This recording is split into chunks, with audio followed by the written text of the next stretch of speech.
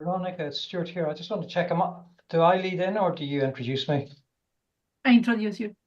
Okay, right, okay, sorry. Okay.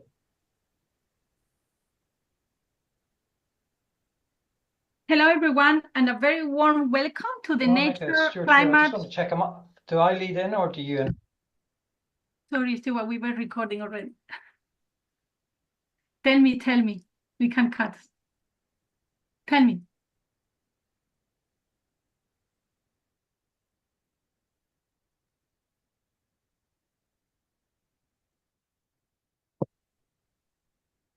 Hello, everyone, and a very warm welcome to the Nature, Climate, and Gender Symposium. I'm so glad you are here with us, whether you are joining from your office, you are joining from your kitchen table, or out in the field.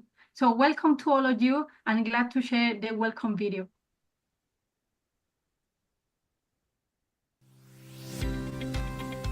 Welcome to the IUCN Nature, Climate, and Gender Symposium, a global gathering for justice, collaboration, and transformative action. Over the next 3 days, we'll explore how Indigenous knowledge, gender equality, and community leadership are shaping a future where both people and nature can thrive. Together, let's share, learn, and lead toward climate and biodiversity actions that are inclusive, rights-based, and rooted in hope. We're so glad you're here. Let's begin.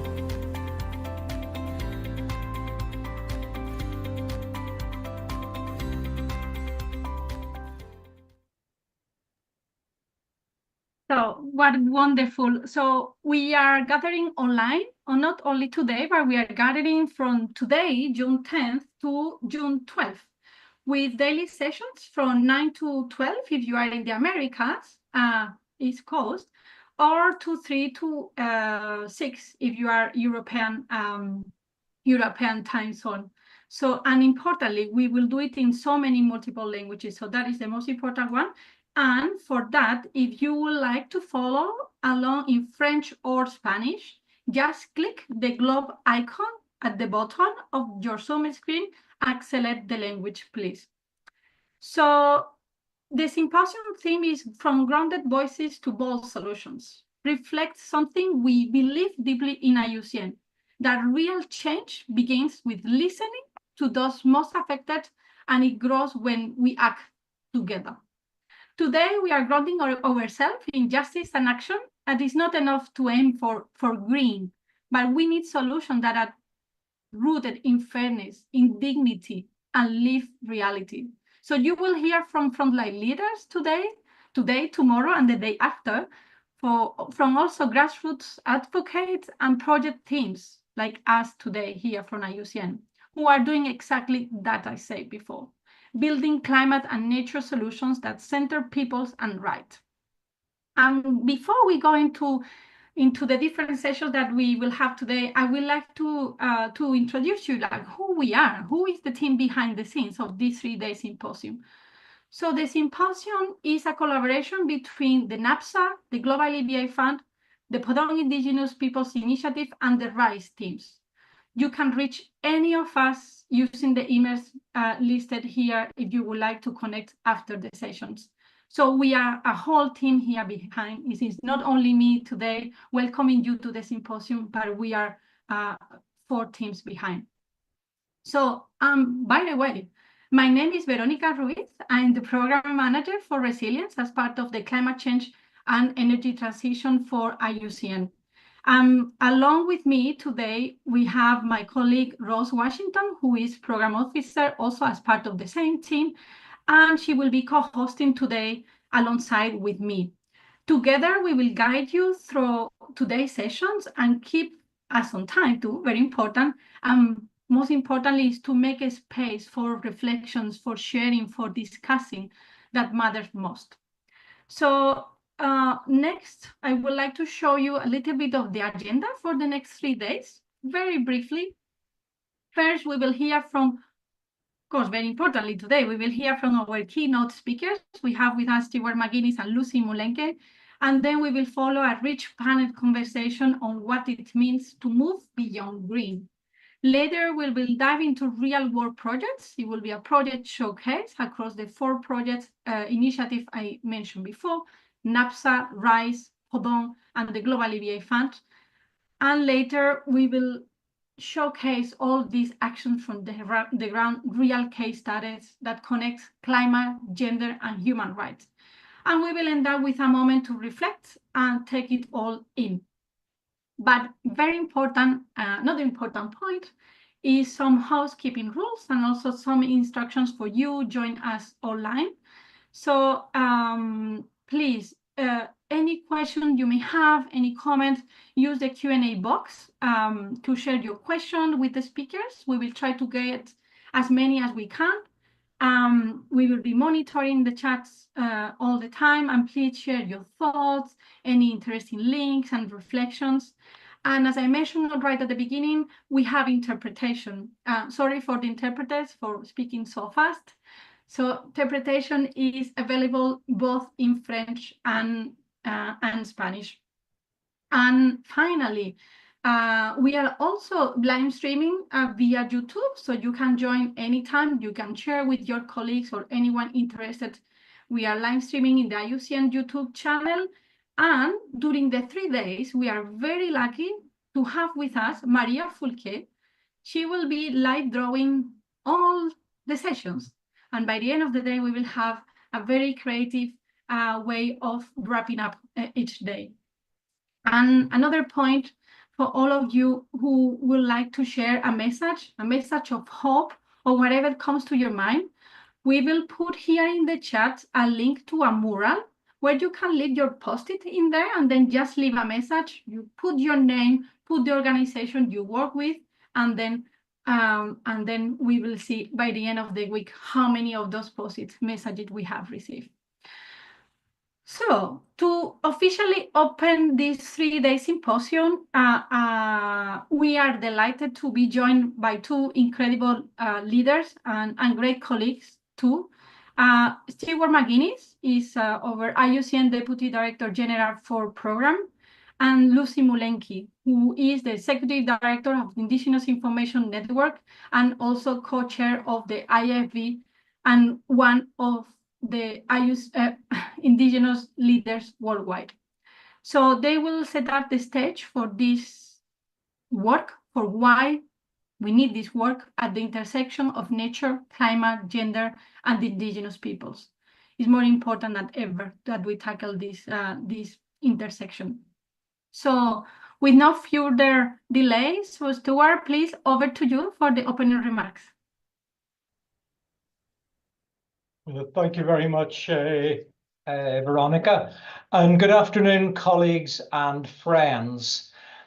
I hardly need to tell you that our planet is facing a convergence of crises: climate instability, biodiversity loss, land degradation, and critically deepening social inequalities. The answers we need will not come from isolated disciplines or siloed institutions. Rather, we're gathered here because we recognize something essential. At the heart of the climate nature people nexus lies a well of knowledge, experience, and governance carried for generations by Indigenous peoples and local communities. This is not just about conservation or climate resilience, it's about gender justice, equity, and collective action. Indigenous knowledge is not just ancient. It's alive, evolving, and rooted in land, water, skies, kinship, and care. These knowledge systems include gendered roles and insights, where Indigenous women, elders, youth are vital actors in shaping and sustaining ecosystems. At IUCN, our work is grounded in one truth: nature and people are one. Our survival is tied to the ecosystems we depend on.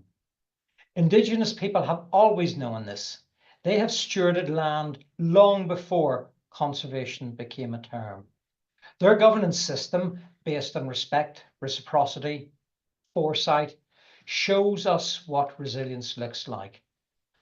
But let's be clear, this wisdom has for far too long been ignored or marginalized in the global policy space. Indigenous peoples, and especially Indigenous women, have been excluded from the very decisions that affect their lives, lands, and futures. This has to change. The future of climate and nature action depends on the empowerment of Indigenous peoples and local communities. That includes land rights and legal recognition, respect for self-determination, support for Indigenous-led climate and conservation initiatives, and full gender inclusion where women lead as equal partners. IUCN has long recognised the critical contributions of Indigenous leadership and local community stewardship. But these are not side stories. They are central to solving the climate and biodiversity crisis. But solutions are only possible if we elevate Indigenous knowledge, not just recognise it. We must be integrated into this. Indigenous knowledge must be integrated into laws, funding systems, policy frameworks, and international climate negotiations. For the next 3 days, you will hear from Indigenous leaders, practitioners, and other actors who are not only preserving ecosystems, but creating new pathways for resilience and self-determination. You will hear how governments can help amplify these efforts.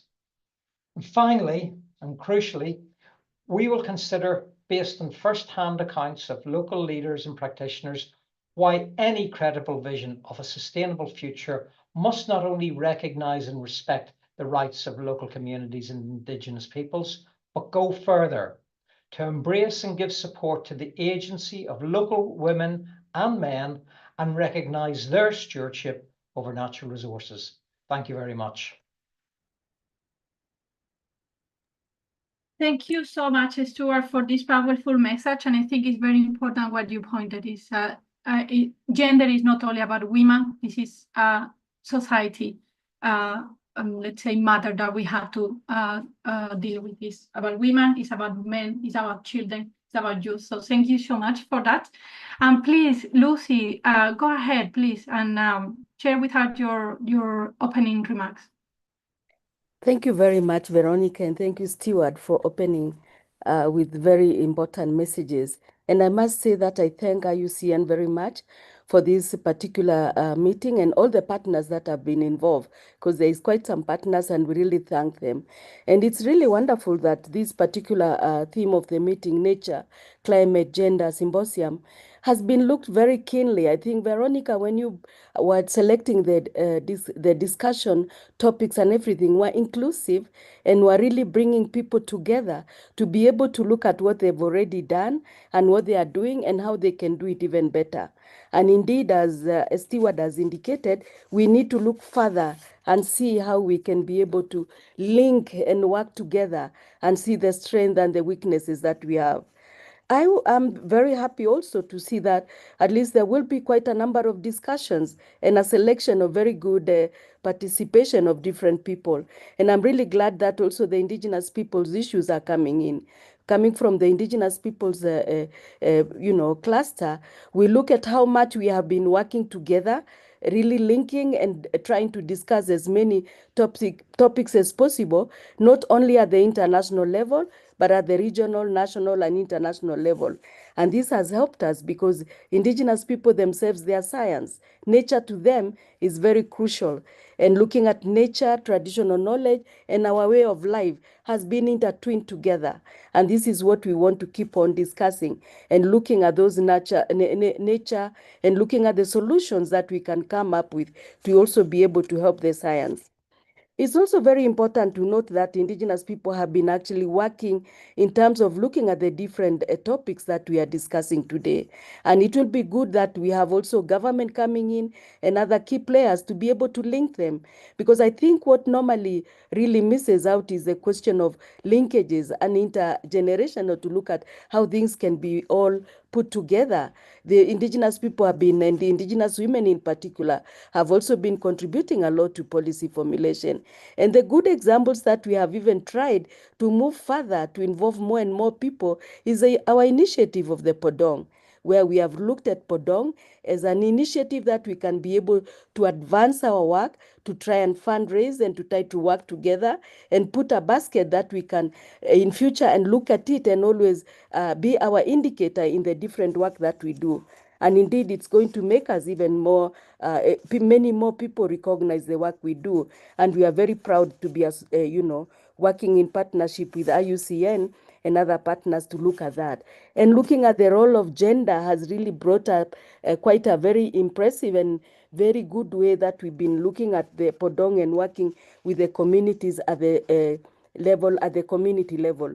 And we want to look and move forward and look at the different topics that you have here and listen carefully and share and link as we've already indicated, and see how we can bring our own issues to really come with very important recommendations that we can be able to carry forward to the different forums that are going to be ahead of us in the coming years. Our rural women in the globally, in Asia, in Africa, in many other parts, and our rural elders and youth and others are also very key in terms of looking at that. And we don't want anyone to work in isolation.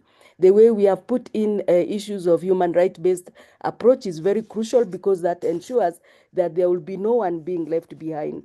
I think we can also be very keen in terms of coming up with a very good recommendation, and the work must continue. We must continue working together, indigenous people, key players, and also the government, so that we can be able to come up with the important recognition and recognizing the rights of indigenous people wherever they are and whatever work they do. And we look forward for this. We look forward for the 3 days, and the best we could do is really wish you well, and we'll continue with the meeting and also continue following it up and see how much we can be able to pick as much as possible. So I really want to look at it as a collective action, linking and learning together, sharing, and also carrying what we can and taking it back to where we have come from, so that this can be something that we can always remember, that this nexus we are discussing in this symposium is very crucial, and it should be something that can continue on as much as we can continue be able to contribute. Thank you very much, and I wish everyone for the 3 days. Don't move away from this computer whenever you are, wherever you are. Make sure the 3 days you really attend and carry as much, and come back and share with us wherever we are. Thank you so much. Thank you so much, Lucy. It's not me who said, Lucy said, don't move from in front of your screen, just stay, take your computer wherever you go. But thank you so much, Lucy. It's, you couldn't say it better. Your points you have said, that not to work in isolation. We always say about breaking the silos, but let's do it, and let's do it together, because what we need is collective action. We cannot keep embracing the fact of, we are very comfortable in our silos. It's not working. We have seen this is not working. We have to come up with collective actions, and with actions that are made thanks to co-creation, co-development, and co-collaboration. So also thank you for bringing into this day one the Podong initiative. So we are very happy to have this initiative up and running for the next year. And tomorrow we will hear a bit more about this initiative with some news, but I will keep the secret for tomorrow. So then you will remain with us until tomorrow. But thank you so much to you, Lucy. Thank you so much to you also, Stuart, for opening this 3 days symposium full of discussion, sharing, and exchanging. And I'm delighted now to go back again to my colleague, Rose Washington, because she will be the one guiding you through the next sessions. So I will hand over to her. She will introduce you more in detail what you can expect of today's day one of this symposium. And I really do thank you for being with us. I cannot see how many people we are connected right now, but we had over 800 people registered, and we have other ones joining us in live in the IUCN YouTube channel. So thank you so much to all of you, and over to you, Rose. Thank you so much, Veronica, and profound thank you again also from my end to Stuart and Lucy for their impactful opening remarks. So before we proceed, allow me to briefly remind you of today's agenda, and I won't go into depth. Veronica has already shown an outline of the agenda. So we will continue with session 1, focusing on a justice-based vision for climate and nature. It is my very pleasure to introduce you to our esteemed moderator for this crucial discussion, Ali Raza Rizvi, head of IUCN's Global Climate Change and Energy Transition team. And I'm delighted to welcome you, Ali, to the session and hand over to you. Thank you, Rose. Great to be here. And then listening to Stuart and Lucy, it's really great that we need to go beyond, having our only work which we are doing and focusing on that. We need to break silos and have an integrated approach. So let's start with the first session. First of all, good morning, good afternoon, good evening. I see from Nepal, Australia, others, people are there quite late in the day. So thank you for being with us. So welcome to the session 1. Beyond Green, a justice-based vision for climate and nature. As Rose introduced me, I'm Aliza Rizvi. I'm heading the climate change and transition team, as well as acting head of human rights and conservation. And I'm honored to be here with you today. The first session sets a vital tone for our symposium. So we aim to move beyond conventional narratives that often focus solely on conservation or carbon markets. Instead, we will center justice-driven approaches that intrinsically link ecological integrity with social equity. We have a remarkable panel of key thinkers, grassroots organizers, and community leaders with us today, each bringing invaluable perspective to this conversation.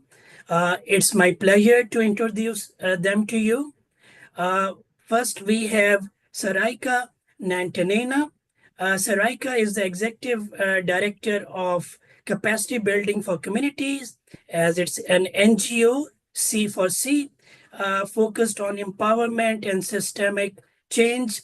She specializes in gender inclusion, positive masculinity, and women's empowerment, with a growing dedication to integrating climate justice and ocean advocacy into her work.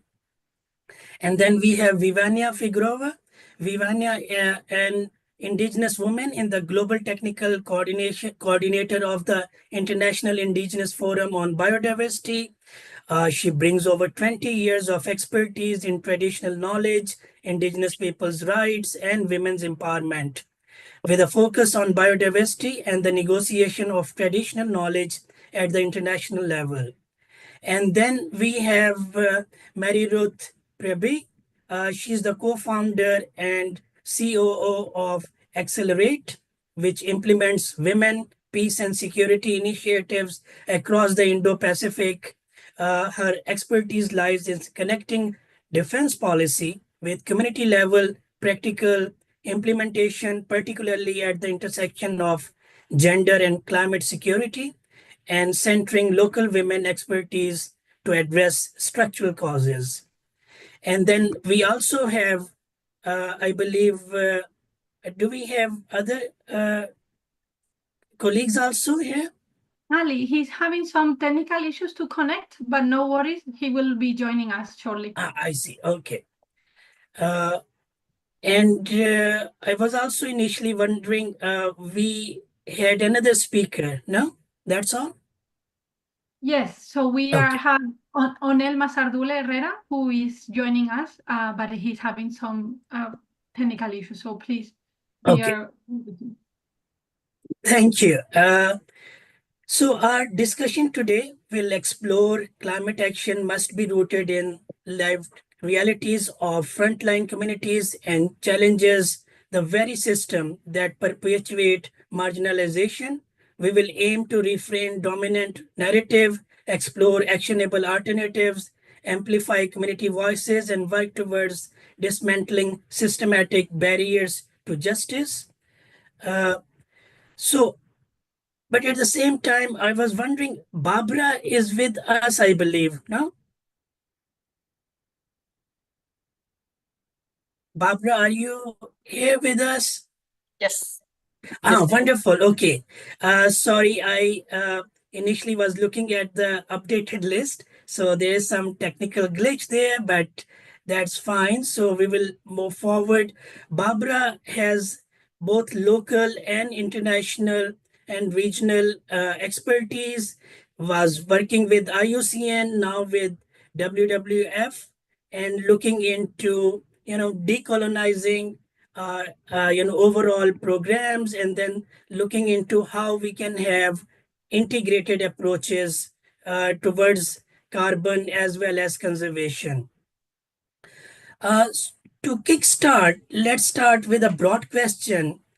What does a justice-based vision of climate and nature truly looks like in practice from the perspective? So let's go into that, keeping that in mind, and you will have 3 to 4 minutes to answer. Saraika, let's start with you.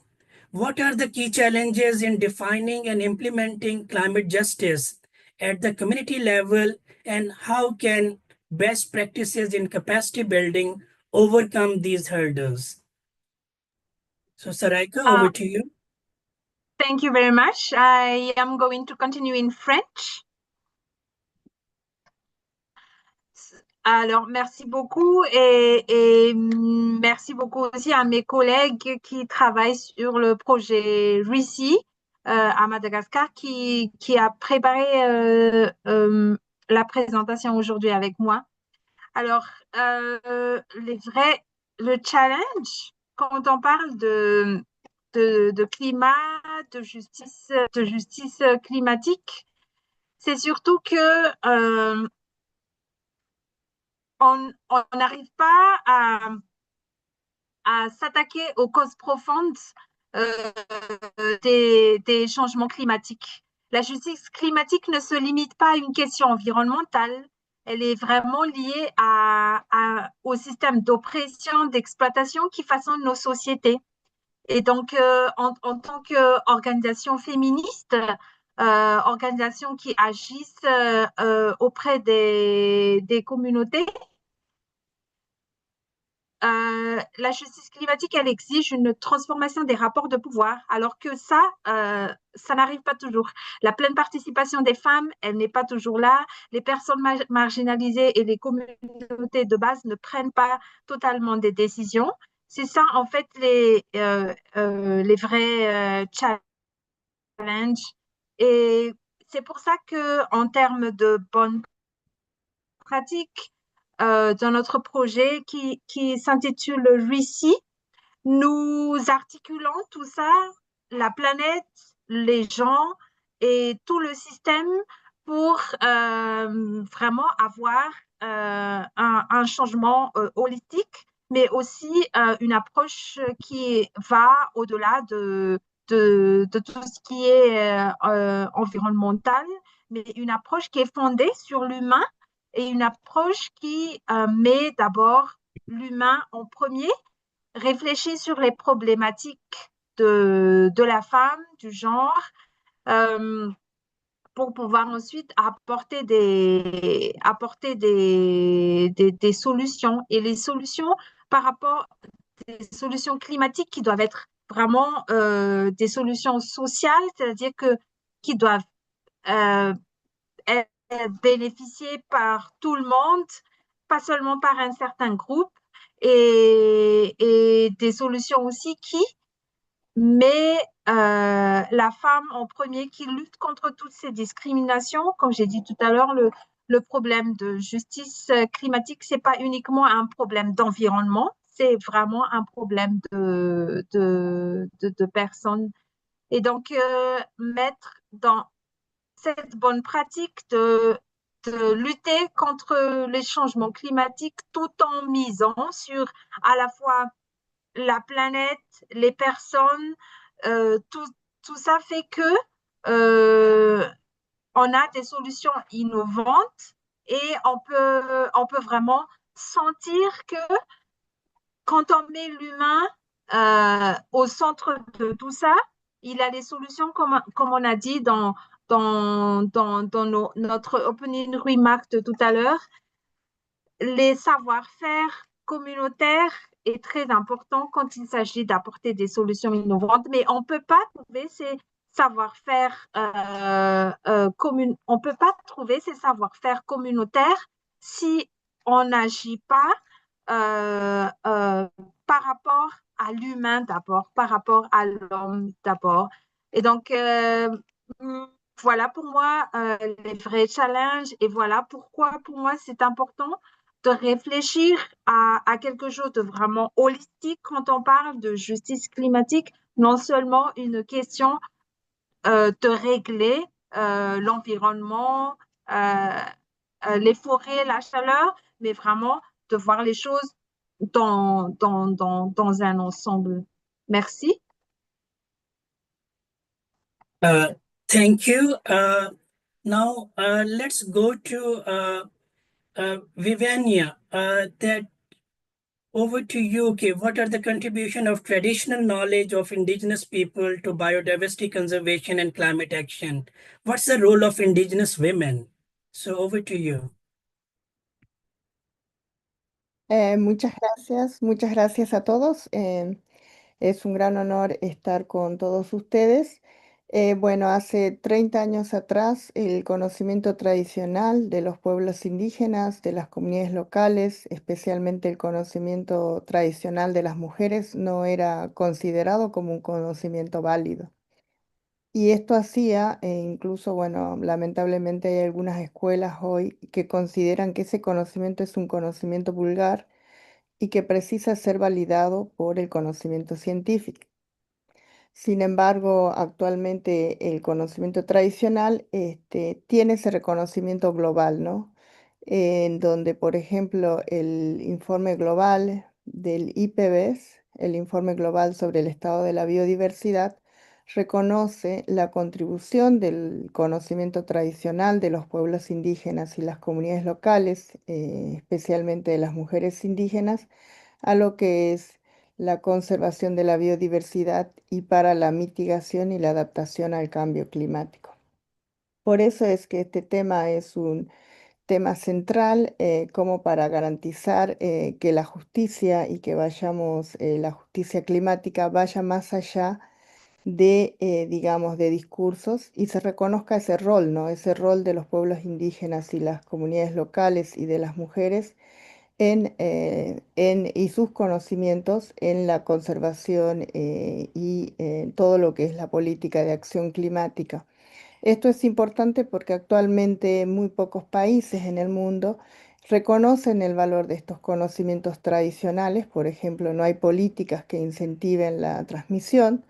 Tampoco hay políticas para la protección de ese conocimiento tradicional, que es un conocimiento tradicional colectivo, transmitido de generación en generación, especialmente en los idiomas indígenas que se están perdiendo. Y tampoco hay una acción positiva para que los jóvenes y los niños aprendan esos conocimientos. Por eso es que la justicia climática debe tener esa acción proactiva, ¿no? Porque los pueblos indígenas y especialmente las mujeres indígenas somos las más afectadas cuando se pierde la biodiversidad o con los impactos del cambio climático. Por eso el eje central de cualquier política de justicia climática debe estar centrada en el conocimiento tradicional. Muchas gracias. Thank you, Viviana, for highlighting Indigenous women's role in all this. So let's now go to Barbara. With your experience working at the local, regional, and global levels to shape inclusive and just conservation, what do you consider as the strides we have made and what are still the bottlenecks? Over to you, Barbara. Thank you. Thank you very much, Ali. Yes, indeed. I'm really glad that we are at this current time, we have better recognition that, can you hear me? Yes. Yes, we Yes. have really, the Indigenous people's movement has been very, fundamental in really getting, voices of Indigenous people recognized in the global scale. We have a recognition that the climate change is no longer just an environmental issue, but a gender issue, an inequality issue, etc., etc. And at global level, there's a very good recognition of that. However, I was in Uganda last year, and I just came back from the Netherlands, coordinating the project called Voices for Just Climate Action. And I went home, and I talked to 3 very prominent women organizations that are working on gender issues for a long time, over 30 years. There's one called Forum for Women in Democracy. It has been instrumental in supporting women get into leadership, in supporting women's income equality, etc. However, when I talk to them about any programming around climate change, they're like, but that's an environmental issue. What can we do with tree planting? And I was like, there's a missing link here. Okay. I met another one, the Forum for Advancing Women in Education. It works with girls and getting them into school. It's very, very prominent organization in Uganda. It's actually not just Uganda, I think it's Africa. I did talk to them, and they were like, yeah, we are actually struggling with the number of our programs around River Nyamwamba, which floods each year. And instead of working on girls getting into school and etc., we end up working on getting them secured, because often their homes are gone, schools are destroyed, and we often turn into disaster risk rescue. But these schools do not have climate change programming, and they work with all schools in the districts in the region. Okay, so you see that whereas the narrative is right now at the global level, at the regional and local level, there's still a very big gap. Organizations that work on the social sciences, organizations that work on gender inequality, income inequality, are nowhere articulating and integrating the climate through this lens of inequality. Yeah. Indeed, I also went to the Uganda climate change programming, the strategy. And I found that it is housed in the Ministry of Water and Environment. The organizations on gender or etc. have nowhere, not even made any effort to integrate climate change issues in their work. And yet, you know very well that climate change is not an event. Most of the effects we suffer right now, the major impacts come from the longer list of the social issues. If I have no land, I'll be worse off. It's just another layer. If I have no food, climate change is going to make it even worse. If you're struggling with water, climate change is going to make it even worse. So I think this is the area that we need to work better, and I don't know how. I know that one of the things that at least I was part of is I was able to work in a program where a conservation organization was partnering with 5 social organizations. So working with Slum Dwellers International, that is so crucial when it comes to managing urban poverty. It's often very fantastic when it comes to, actually it was very instrumental when it comes to the COVID crisis, because there are numbers of people, poor people, where they are, how they're affected with water. Most of slums are in wetlands. They manage wetlands because that's where their water is, but that's where they're also staying. So they are experts in managing urban wetlands and the issues that are there, ecological issues are there, but they look at them from an economic, from a security perspective, and climate change is going to, addressing climate change through these lenses. They're already there, they're experts. And conservation organizations often work in the rural areas, and don't engage in these urban poverty issues. For me, I think that's what I wanted to share, that we have done very well in getting the climate justice argument and lenses, as Vienna said, it best now recognizes this indigenous knowledge and etc. But there's still a disconnect, between the levels that we need to work on. Thank you, Barbara. That's very critical point, as all our speakers are highlighting. We are, changing our narrative. We know what mistakes we are making, but at the same time, business as usual somehow is going on. So it's great that many donors are also part of this symposium, and I hope they are taking notes. That many times, what happens, we learn our lessons, we learn from our mistakes, but then for implementation, project development, and then we are dependent on donors funding. And if that is siloed, whatever we do, whatever even if I say we believe in, okay, this will not work, but we are dependent on those windows. So maybe siloed is not the implementation mechanisms and organization. Donors also need to take this into account and have integrated approaches. But it's great to see that many donors are already have started working on that. But I think we need to have the pace which is as per the problems on ground. So thank you. I'll come back to you on this.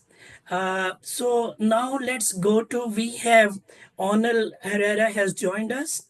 Onal is a Pudong ICI Fellow and Project Manager at the Foundation for the Promotion of Indigenous Knowledge. As a young Guna from Panama, he is passionate about preserving and strengthening Guna indigenous knowledge among new generation, focusing on science clubs at US Dub and UN Dub schools.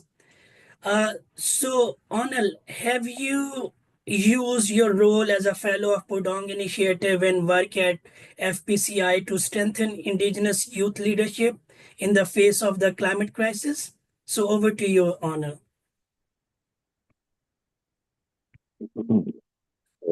Hola, ¿qué tal? Yo estoy en el Mazapul de pueblo de Apolo y siempre ha sido de conocimiento indígena. Onal, I'm sorry, we can't hear you properly. Can you speak again? Let's see if without no. Ahora sí. Yeah, it's better. Yes, please go on. Ah, sí. Eran los audífonos, ¿ok? Ok, Yeah, sure. hola, ¿qué tal? Muy buenos días. Yo soy Onel Piler Mazardule Herrera, cuna de Panamá. Como fellow de la iniciativa PODOM y miembro activo de la Fundación FPCI, Fundación para la Promoción y Conocimiento Indígena, he trabajado para visualizar y fortalecer las voces de los jóvenes dentro de nuestras comunidades cunas, promover espacios educativos, como los clubes de ciencia en los colegios de Utupu, de Yandu, que son dos comunidades cunas, donde los jóvenes pueden aprender de sus propias raíces, dialogando entre los saberes ancestrales y el conocimiento científico actual. En estos espacios cultivamos conciencia sobre el territorio, el agua, el bosque, el clima, no como recursos, sino como parientes. Al hacerlo, fortalecemos un liderazgo que no solo reacciona ante la crisis climática, sino que propone como distintos de las cosmovisiones indígenas.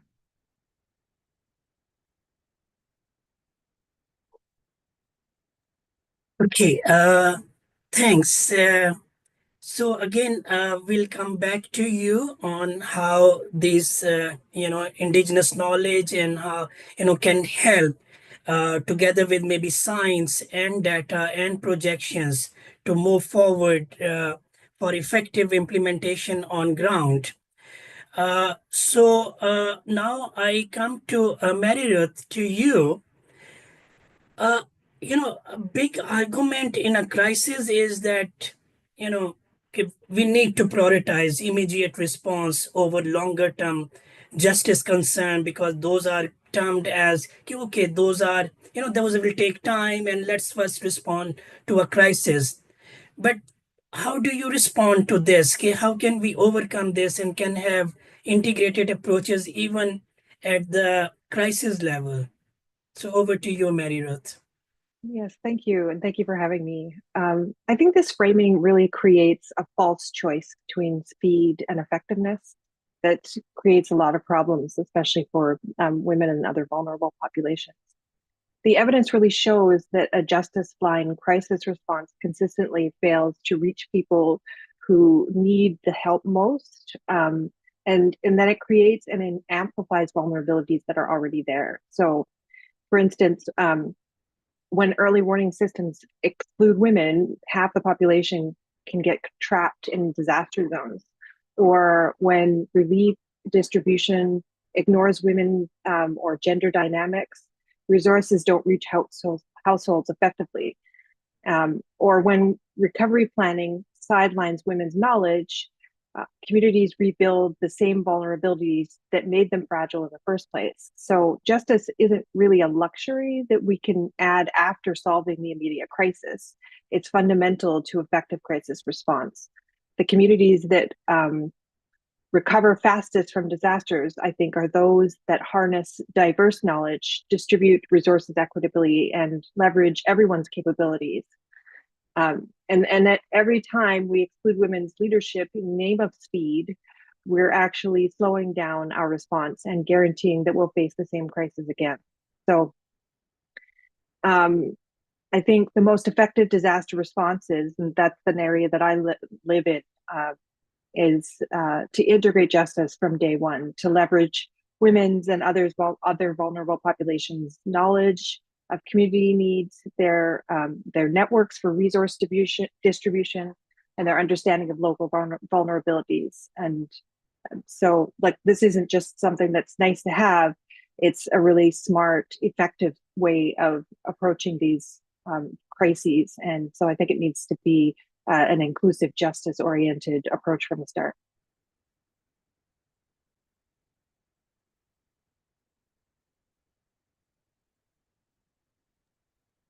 Ali, you're muted. Oh, thank you for pointing it out. Yeah, we have seen in many disaster responses that, while responding to one issue or something, we create many other issues. And those then come in the way of effective rehabilitation, reconstruction. So that's very critical. And at times we get carried away by few things and then realize and try to resolve issues which from the first point, if we have integrated approaches, things can be different. So again, we'll come back to you. And for our audience, please do ask questions, put in the chat box. Our colleagues are there who would then sort those questions and then send over to me. So please keep putting your questions in the chat box. Now for again coming back to you, Sarika, that building on your insight about challenges and capacity building, what specific mechanisms or partnerships have you seen successfully bridge the gap between community level climate justice aspirations and broader policy or funding frameworks? Because that gap is always there.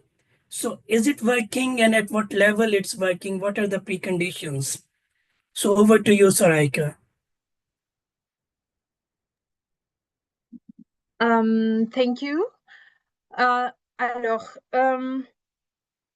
comme a dit notre collègue Barbara tout à l'heure, il y a ce gap entre ce qui se passe au niveau mondial et ce qui se passe au niveau local. Et je dirais que la bonne pratique dans les financements, c'est d'avoir des bailleurs de fonds qui écoutent la population et qui croient que, en fait, en misant sur donner des ressources financières à des communautés locales, on peut vraiment avoir un impact au niveau global après. Donc, pour moi, par exemple, ici à Madagascar, qu'est-ce qui fait vraiment le travail de la préservation de l'environnement? Qu'est-ce qui fait vraiment le travail de la lutte contre le changement climatique? Et qui est-ce qui fait ce travail d'intégrer la philosophie de la justice climatique dans les actions pour le climat? Eh bien, ce sont les petites associations, des petites associations locales, que ce soit des associations de jeunes, des associations de femmes ou de simples associations, ça peut être aussi des associations chrétiennes, etc.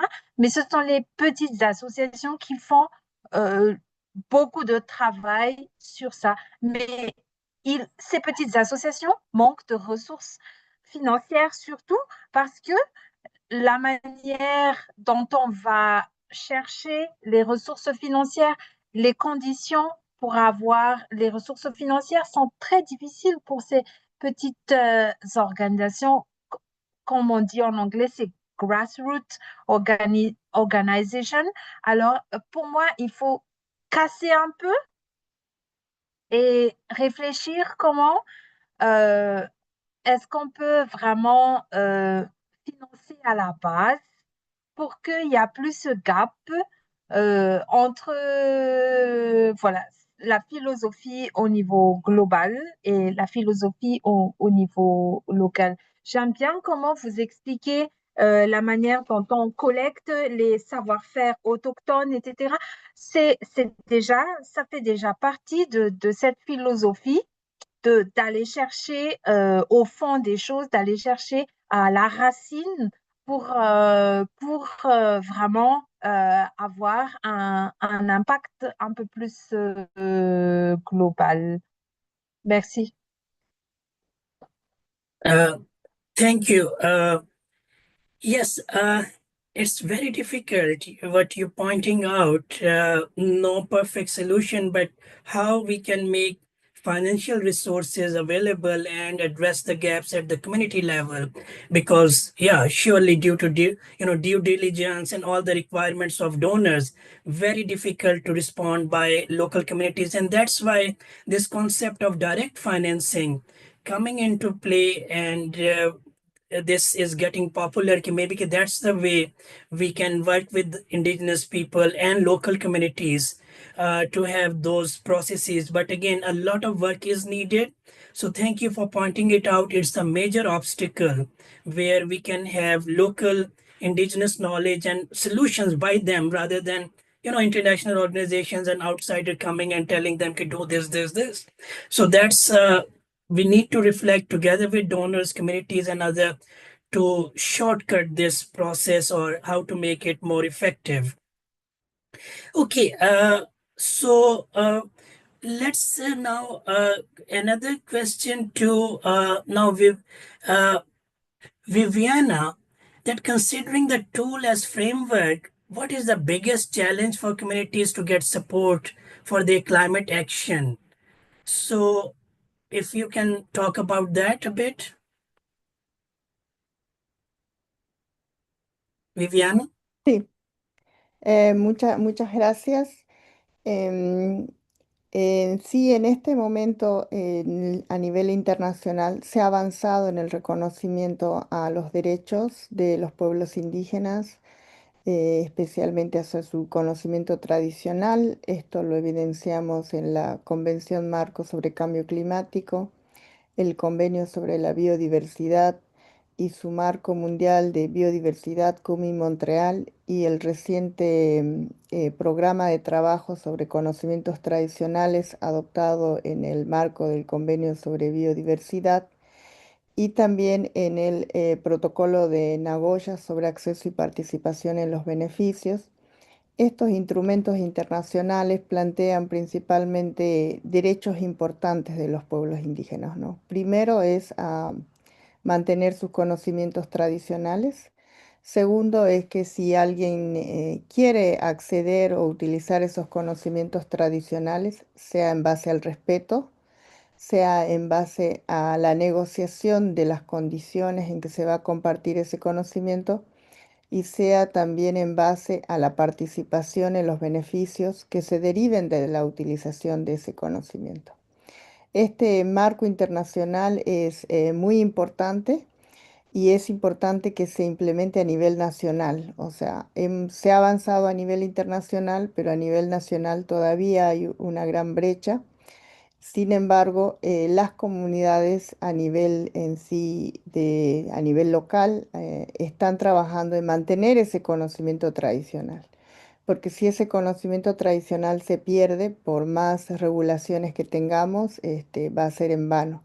Por ello es muy importante en sí que se trabaje en apoyar a los pueblos indígenas para la implementación nacional de estas normativas internacionales que han sido adoptadas, que hay un compromiso internacional, que hay un compromiso de cada uno de los países de llevarlo a sus territorios, que se avance de una manera más rápida y más efectiva. Gracias. Thank you. Viviana. Hello. Yeah, okay, now there's no echo. So yeah, awareness raising with communities and other, that's so critical. And, it's not, indigenous people and community, but overall people don't recognize, as you're saying, climate change. So we need to, talk in their language in that way, ki what they speak, not this jargons and other, ki how livelihoods getting changed, how new diseases are coming in and all those. So that's very good point, that how we can make it more of a movement and align with empowerment, youth and women and other. They come together, and only then perhaps we will go in a realistic way forward, things which are very relevant to local communities and other, rather than just so global agenda needs to look into local realities and empower people. So thank you, Vivania, for this piece of advice based on your work. Now let's go to you, Barbara. Given that this way forward for international NGOs and indigenous people, how can we foster true power sharing and co-creation? Similar point what Viviana was saying, we need to bring global into local and action. So how can we co-create, initiative, both conservation and climate, and moving beyond more, just consultation with the local people? That means going over there, tick marking few points on a checklist. So what's your views on that, and what's your advice based on your experiences? Thank you again. I think we're already having very good examples like Podong. It's one of those. But let me just say, last month we had the first Indigenous Peoples and Local Communities Congress on Africa. It was in the Republic of Congo. And it was really amazing to see that there's been already very good examples and evidence of direct financing that is happening. Indigenous people in Latin America have created platforms, institutions that can receive direct financing. Similarly, in Asia, less so in Africa. But the issue is, and okay, last week also, last month, what we also saw was the World Bank proposing this new initiative, the TFFF, the Tropical Forest Forever Facility, that is about 125 billion, and was being introduced at this Congress. Now, what was amazing, and as I think what we should continue doing, is the World Bank proposes this, but the indigenous people and local communities took a lot of time discussing this initiative and proposing how it should be designed and support them for them to legitimize it. That's, I think, for me, was a fantastic model of where I saw networks, because there's already formation of these networks that are important, which they should grow, but networks with power to be able to demand and require, big organizations, international organizations, or to really walk the talk. Otherwise, for a long time, this has been the argument. You need to do this, you need to do this, but without requiring them with accountability, it hasn't been happening. Now, with such a forum where indigenous people and local communities are able to organize and speak collectively with a voice, with clear demands, you could see that, for example, at the event last month, the ask was that the TFF would provide 20% to local people and indigenous communities. And they said, no, let's think about 40%, because most of the resources that this initiative is supposed to leverage are in indigenous people's lands already, so that's already their power. So I think it's the time. We are within the times where we are shifting collaboration from being just like international organizations, being a conduit of funds to transfer, to being partners where we approach donors, we approach funders as equal parties, and where accountability for that funding can really be traced. And I think right now, all the conditions are in place. We have the digital age where everything can be tracked. We are in, with a network where indigenous networks and local communities networks have organized and can really work closely. But also you could still see that, yes, whereas indigenous networks, local communities networks are organizing, there's still so many and numerous and onerous for donors to really get to them individually. So this is where the value then of international organizations is to facilitate, enable, and like I said, an example of the Podong, there are many like this that are growing, and we should really encourage them and support and amplify this work. Thank you, Barbara. This aspect of direct financing could be one solution along with integrated approaches, and yeah, we have seen that Jeff and now Canada government through Pudong and other and World Bank, as you shared. So more and more donors are thinking about it and executing it. The challenge would be to make it effective, working with communities, and maybe a longer term duration, not a very short term, because at times capacity building of local communities, indigenous people takes time. So it should be a lot thought through, and consultative processes will help us in developing effective mechanisms also for better implementation together with direct financing, because I can see that could become one challenge and people might go back to the business as usual approaches. So thank you for this. Now I come to you, Onel. So have the spaces such as the ICI initiative allowed you to connect local struggle with global indigenous communities and climate justice networks? How these networks getting more and more effective? What are your experiences?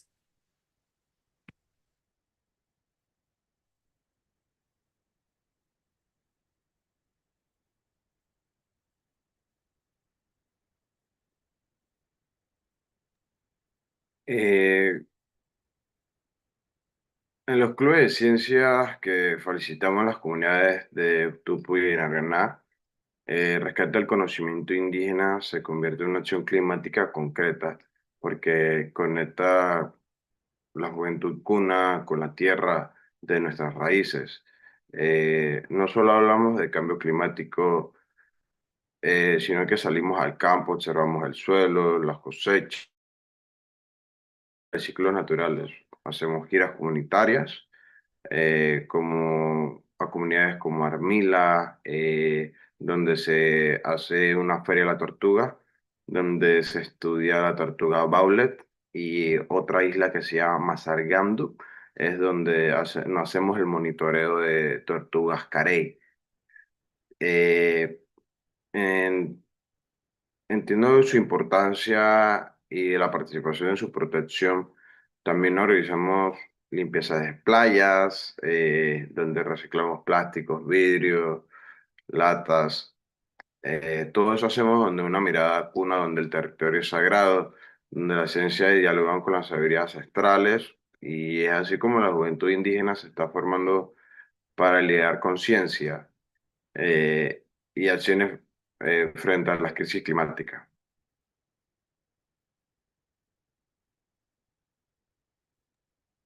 Okay.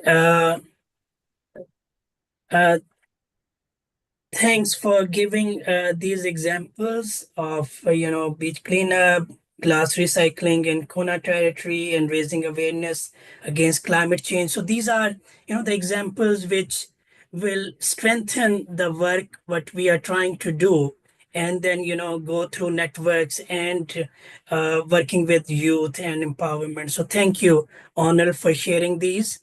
Now I come back to you, Mary Ruth. Following your argument of integrating long-term justice into immediate crisis response, how can we effectively measure and communicate long-term benefits of such integrated approaches? Because when you measure, then you can share the data and then make an again powerful argument through case studies and demonstrate that the strategic advantage of prioritizing justice even in moments of urgency that will help us to mainstream it further. So over to you, Mary Ruth. So the question is how to effectively measure and document and share. Yeah. Yeah.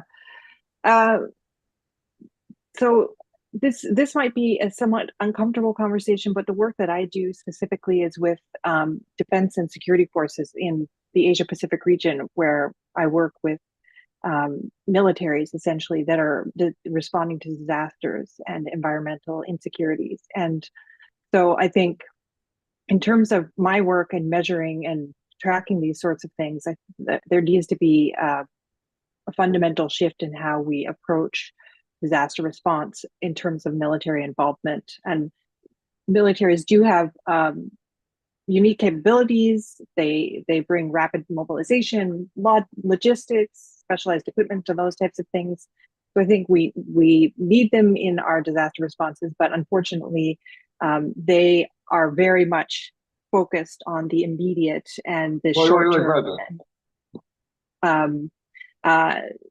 In terms of their effectiveness and the impact that they're having. And so working with these particulars within these particular structures in order to integrate longer term thinking, there needs to be a lot more training in these military contexts in order to give them the skills for gender analysis and how to engage communities ahead of time, and then give them these core competencies that allow them to see gender within a disaster response in the moment, in an emergency, so that they are better able to integrate these things right when we need them the most.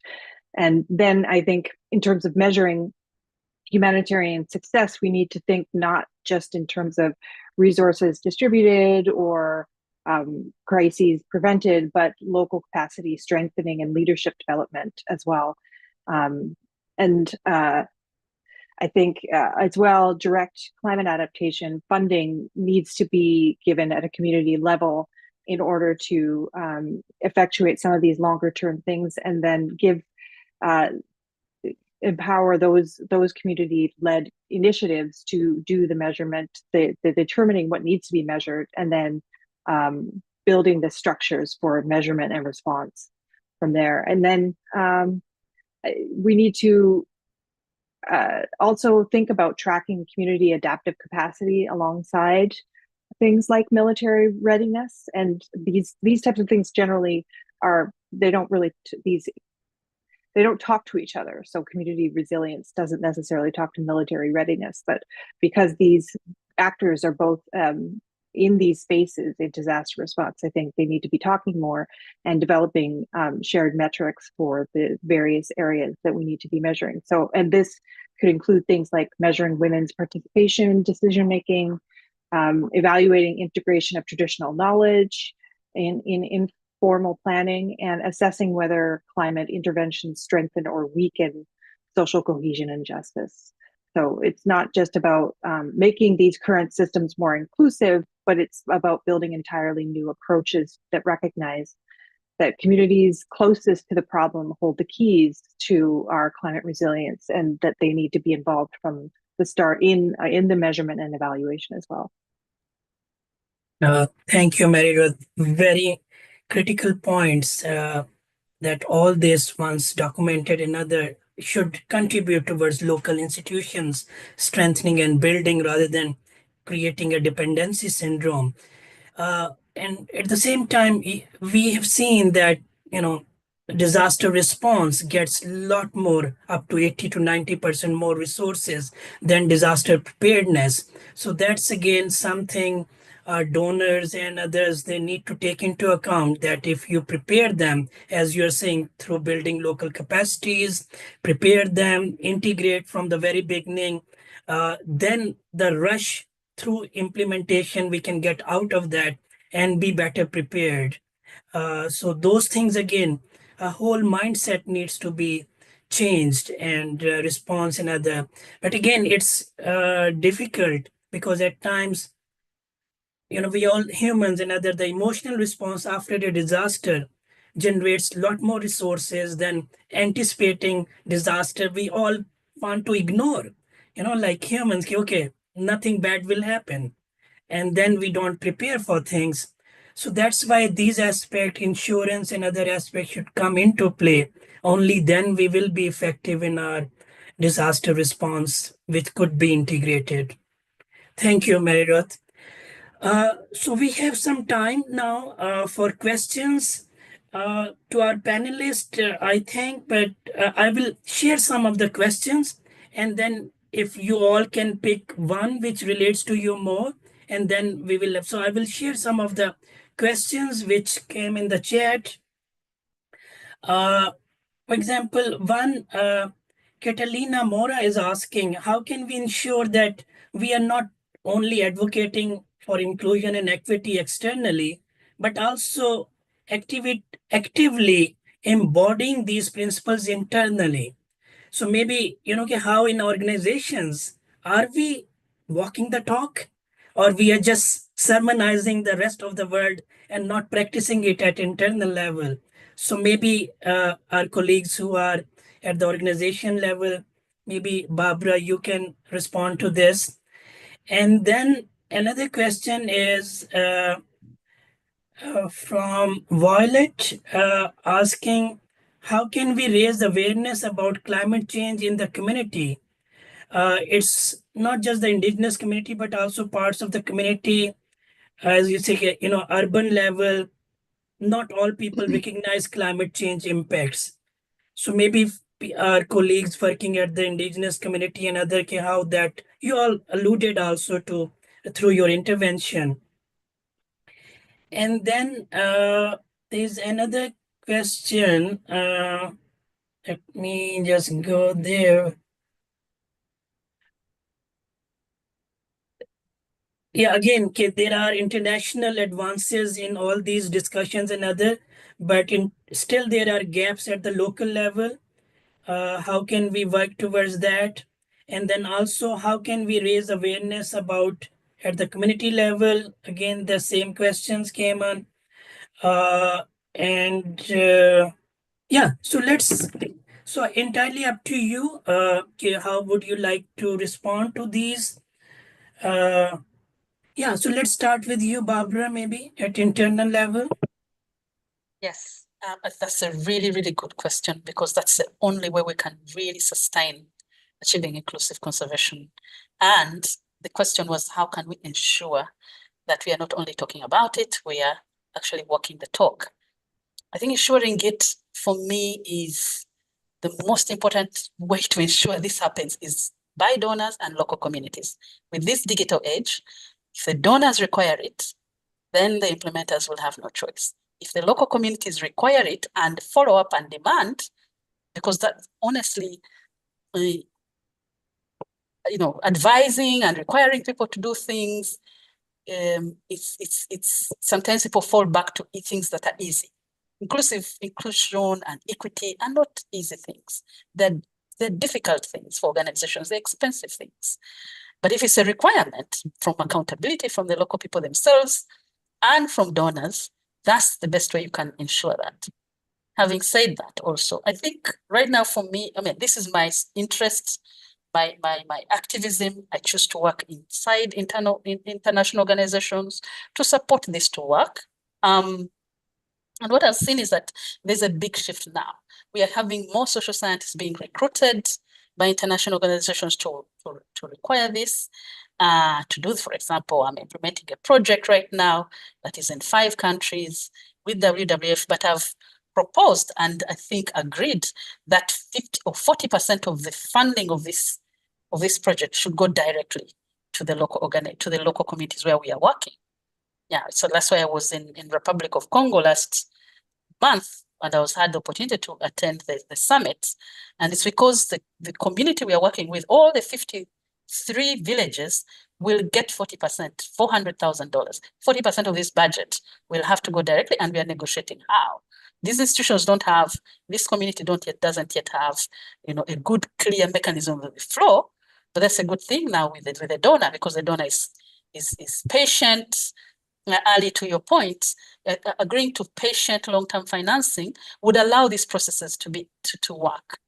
Otherwise, when it's short-term, then organizations make shortcuts. It is, even if the intention is right. Yeah. So for me, those are the fundamental ones: a requirement by the donor, providing the conditions to allow this to happen, but also accountability that is really, really strong. Would be the way to go. Yeah, thanks, Barbara. So that was the question also from Violet, that how can we make institutions accountable? So your last point on that. Anyone else want to come on this? How can we make international institutions or organizations accountable for this integration approaches? Any other comment? Yeah, Viviana. Sí, creo que es importante en sí, o sea, el sistema de financiamiento ha sido establecido para organizaciones internacionales, ha sido establecido para los países.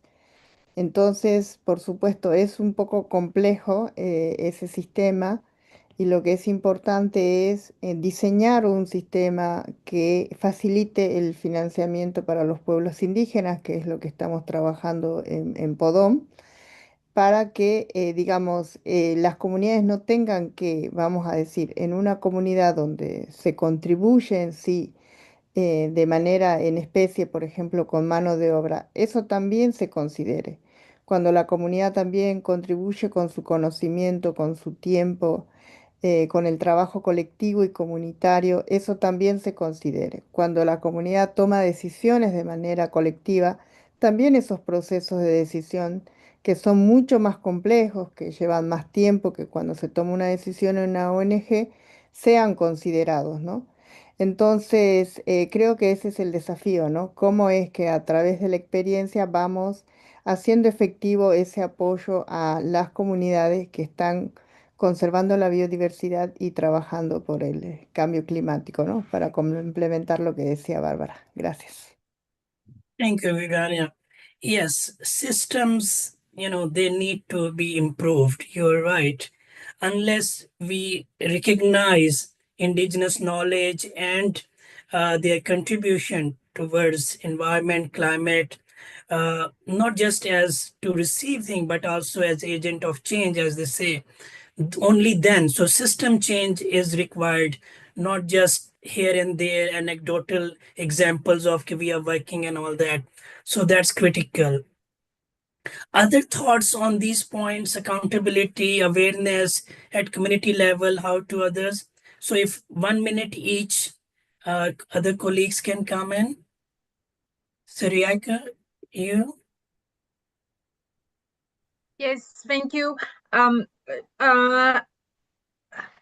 will answer to the question, how can we raise our awareness in the community?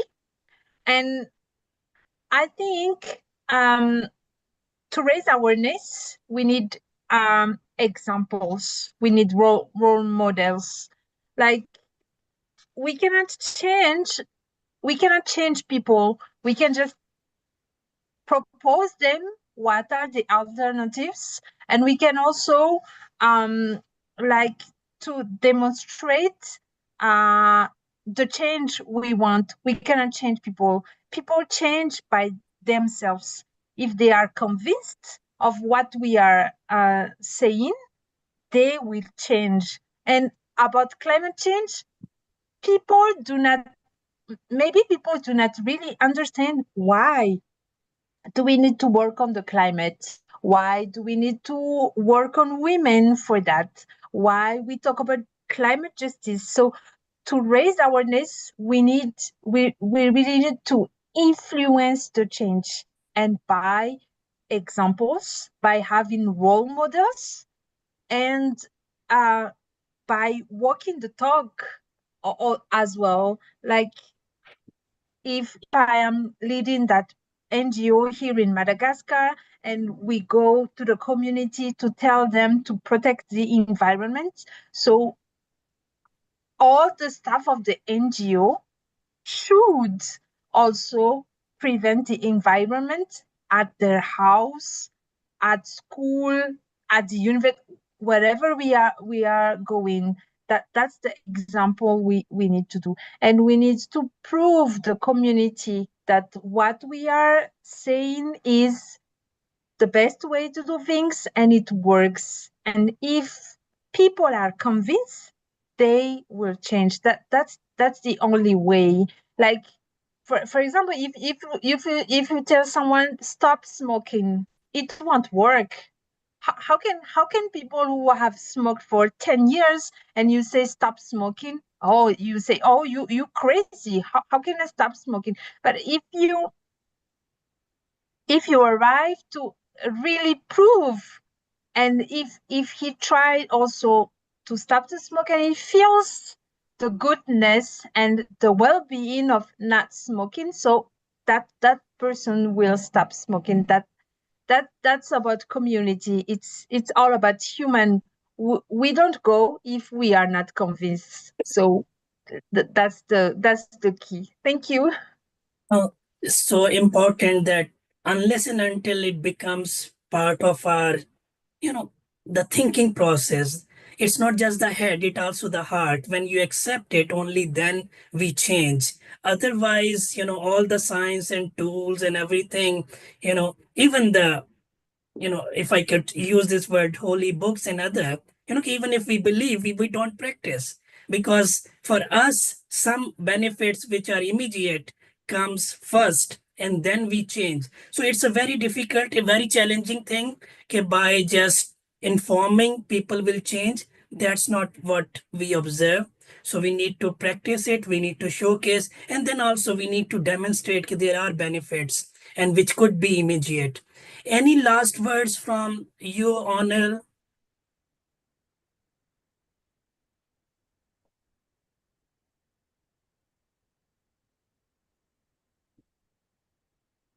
Or as Honor is looking, I believe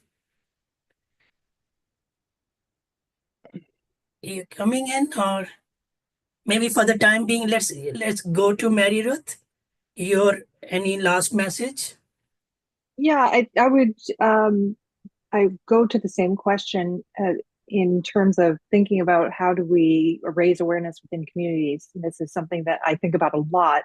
And the central challenge is that this is almost like it's a one by one process in many ways, and it requires the sort of person to person sharing of knowledge and information. And so I think some of the most effective ways to do this is through cross training programs across industries and sectors. And so for me, that involves bringing civil society into defense and security spaces, which is very different and often challenging for those people to come together.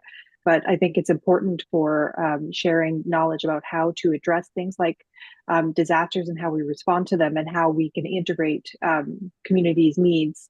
But that also is a way of raising awareness about what happens within communities after a disaster. And so I think there's this cross-training element that's really important. I think there needs to be more real-time coordination systems. And this is a huge challenge within the disaster response space, but I think with real-time coordination, we can be better able to respond to these things with individualized, community needs taken into consideration. And so that, again, requires a lot of long-term planning ahead of time, which requires raising awareness. So I think all of those things are linked. And then I think having community-based networks is the other, that's sort of like cross-training, but these networks are important for spreading knowledge and awareness of Indigenous or women's expertise in these areas so that we can share the information. So I'll leave it at that. Thank you. Thank you, Mary Ruth. As we are almost at the end of the session, so, there are some questions in the chat, so we will be putting a mural, and I would request all our panelists that if they can have, look at the questions, and also if they want to put some responses in the mural, there would be a link here, and our colleagues will again put that in the chat box. So that will be very helpful because we would develop a whole report around this symposium. So thank you so much for your incredible, input and insights and sharing. So Sarika, Viviana, Barbara, Onel, and Mary Ruth, thanks a lot. And now I hand back to you, Rose. Thank you. Thank you so much, Ali. And also thank you very much to our incredible panelists today for sharing their insightful perspectives and experiences. This session has presented compelling arguments for moving beyond the concept of green and adopting a justice-based approach to climate and nature for achieving holistic and sustainable change. And with this, we would like to showcase an inspiring video from our NAFSA project partners, the World University Service of Canada, to conclude this session.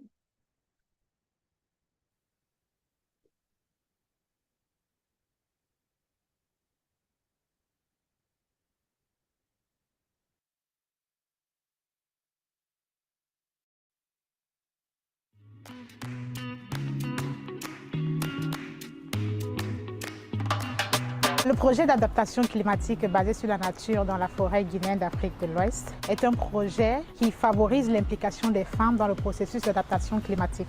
Les femmes constituent la catégorie sociale qui est le plus impactée par les effets du changement climatique. Par ailleurs, ces femmes vivent de la nature parce qu'elles sont des agricultrices et elles peuvent être, dans le contexte de l'adaptation climatique, les actrices clés pour la protection de l'environnement. L'objectif en termes d'EFH est d'amener des changements visibles dans le domaine de la gouvernance locale qui intègre les questions en lien avec la participation et l'implication des femmes dans les mécanismes d'adaptation climatique et de gouvernance locale. C'est de favoriser en fait la prise en compte des besoins spécifiques des femmes, les besoins prioritaires des femmes dans les outils de gouvernance locale. Pour y arriver, nous allons améliorer la compétence du leadership des femmes. Ensuite, nous allons faire un vaste programme de reboisement suivi de beaucoup d'autres activités de sensibilisation et de formation. Et nous développerons un système de marché qui va concerner d'abord l'identification du système de marché existant et le renforcement de ce qui existe tout en introduisant de nouveaux éléments.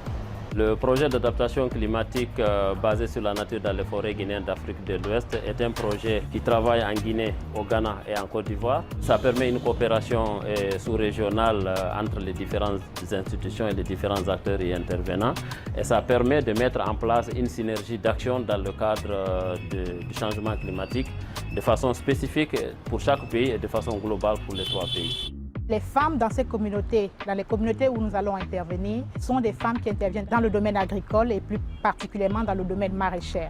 Malheureusement, elles sont limitées du point de vue des bonnes techniques culturelles, du point de vue de la gestion des ressources qu'elles génèrent et aussi impactées par les changements climatiques qui affectent leur culture. L'attente par rapport à ce projet, c'est qu'à la fin, qu'il y ait beaucoup plus d'implication des femmes dans le développement de la communauté, de façon globale et de façon spécifique dans la lutte contre le changement climatique. Les solutions fondées sur la nature, c'est vraiment un mécanisme qui permettra aux communautés en général, aux femmes en particulier, de jouir des bienfaits de la biodiversité et en même temps de protéger cette biodiversité. Je fais face aux défis des changements climatiques quotidiennement, comme de nombreuses femmes dans la région. Le manque d'eau, les difficultés d'accès aux intrants agricoles sont des problèmes constants. J'espère que le projet Forêt guinéenne pourra fournir un soutien crucial pour surmonter ces obstacles, ce qui pourrait améliorer nos conditions de vie et augmenter nos revenus.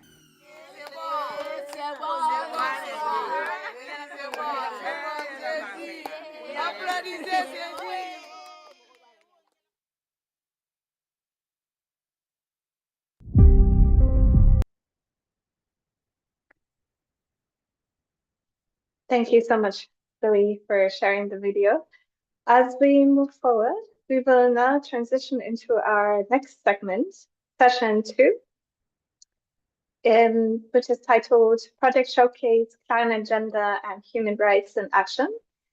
And to guide us through this exciting session, it is my very pleasure to introduce Kalama Khate, IUCN's Country Program Manager for Mozambique, who will serve as our moderator for this session. Carla, welcome. The stage is yours.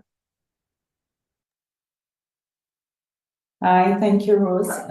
Good morning and good afternoon, everyone, depending on where you are joining from. And welcome to the section 2 of Nature, Climate and Gender Symposium Project Showcase on Climate, Gender and Human Rights in Actions. My name is Carla Manjaka. I'm IUCN's Country Program Manager for Mozambique, and I'm pleased to be your moderator for this crucial discussion today. So this second session, we turn on the real world work of communities and organizations that are implementing nature-based solutions that place gender equality and human rights at the center. These stories are not only inspiring, but also instructive, providing practical lessons that others can adapt and build upon. So in this session, we will explore a range of community-led and right-based nature and climate initiatives, reflect on how inclusive design and local leadership shape outcomes, identify both barriers and break truths in implementation, as well as draw out lessons that can inform similar efforts around the world. So now let me briefly introduce our inspiring project leaders and community representatives who will sharing their experience with us today. Each of our distinguished panelists will have up to 10 minutes to give a short presentation or share a story from their work. And this will be followed by a moderated discussion and an opportunity for the panelists to respond to questions and reflection from the audience. First, we have Fabian. I don't know if you're right with us, Fabian Viropranotto. Fabian ended his bachelor from the University of Twente in Netherlands. Over the past 5 years, Fabian has participated in several climate change adaptation and mitigation projects, including the IKE Small Grants Biogas Initiative, Avina Foundation Base, and the Global EBA funds, the EBA Enhanced Climate Field Schools. Currently, Fabian oversees a Surum Coast Restoration Project in North Bali, focus on agroforestry practice and degraded landscape. Next, we please welcome Marie-Lise Sarrazin. Marie-Lise Sarrazin has been a program officer at Equitas since December 2021. Before she joined Equitas, she worked at the Center for Alternative Indigenous Conservation and Development, CICADA, at Michael Gill University, and at the Secretariat of the United Nations Convention on Biological Diversity. Marilyn has also volunteered in Cameroon with PUS International. She holds a bachelor's degrees in international development studies and geography from McGill University, a master degree in geography and environmental studies from the University of Toronto, and a diploma in higher education pedagogy from UK AUM. And join us today as well, we have Tadokulu Zungo. Okolo is a marketing and project manager with Alexandra Wota-Iwaris, who implemented the Alexandra Rivas Creator Series along with artists and scientists, poets, and Johannesburg in a city partnership. Okolo has over 20 years of experience in branding growth, stakeholders engagement, and strategic project implementation across corporate governments and non-profits, but also fast-moving consumer goods sectors.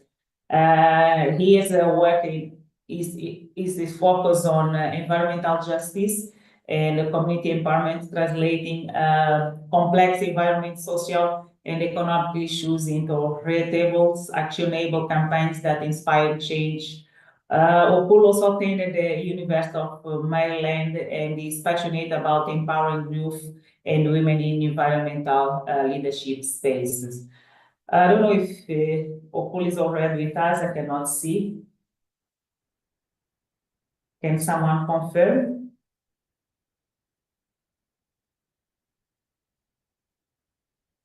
Okay. And the next, hi. She's with us. And the next we have Marianne Stella. Marianne Stella Gala is a gender justice journey facilitator with the conservation and sustainable management of coastal and marine ecosystem project based in Kilifi, Kenya.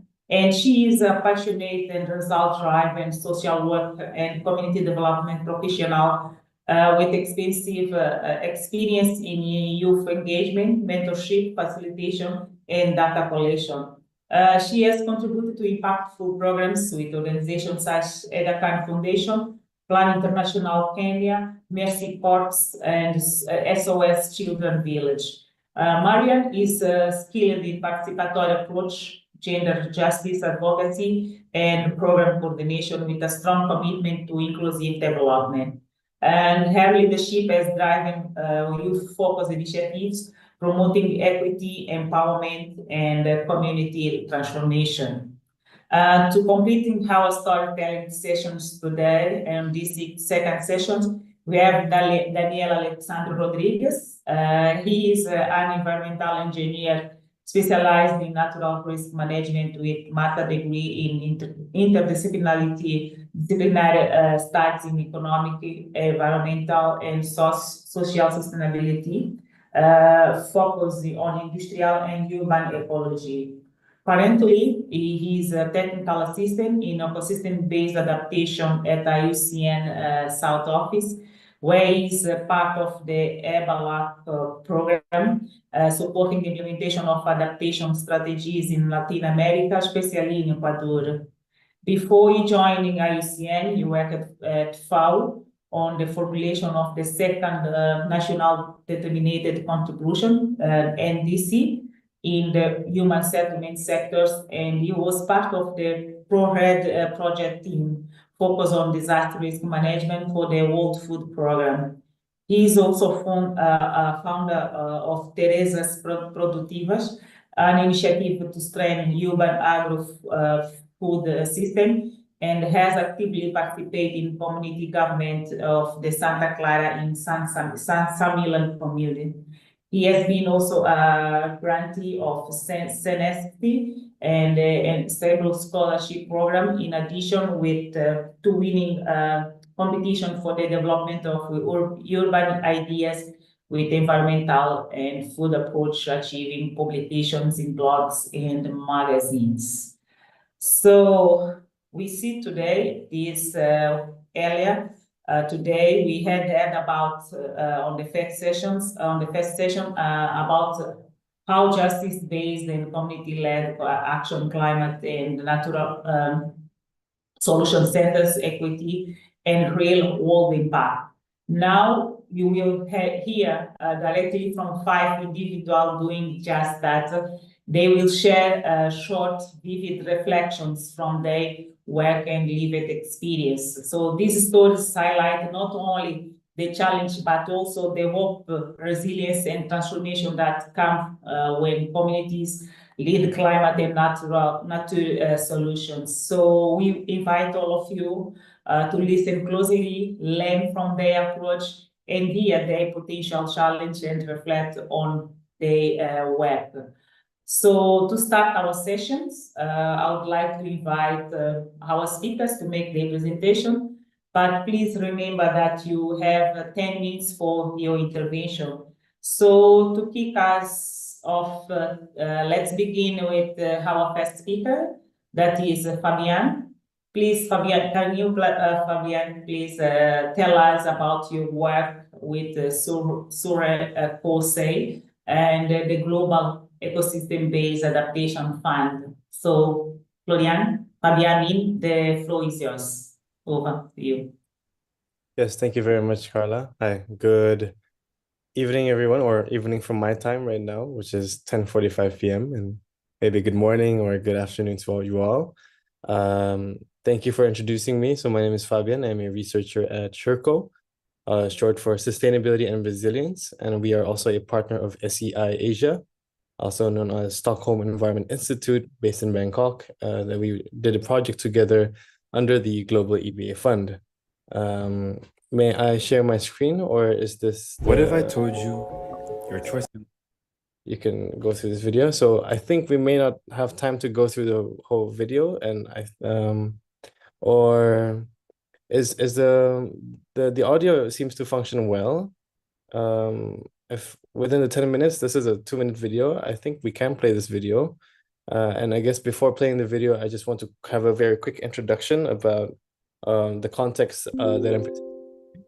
And so the video you're about to watch is part of the Global EBA funded project called ECLAIR, or EBA Enhanced Climate Field Schools for Climate Resilience. And it is about tackling the problem of vulnerable groups, which are coffee farmers, in the face of climate change, with the solution being a co-development or co-creation of programs together with the communities. That being said, I think you can play the video. Or could someone help me just click the play button again? Yes. Hi, Fabian. I think we're going to just move on with the presentation instead of the video. Sure. Of that. Thank you. That works. Sure.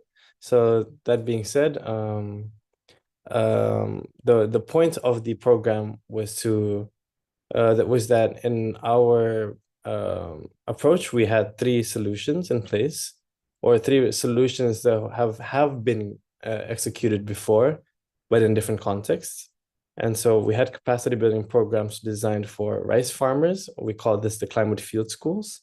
We had a agroforestry project in theory, and then we also had biogas digesters as part of a climate mitigation and adaptation solution. And so the idea is, how do we package this into a community-based learning and into something that is beneficial for farmers to reduce their vulnerabilities to climate change?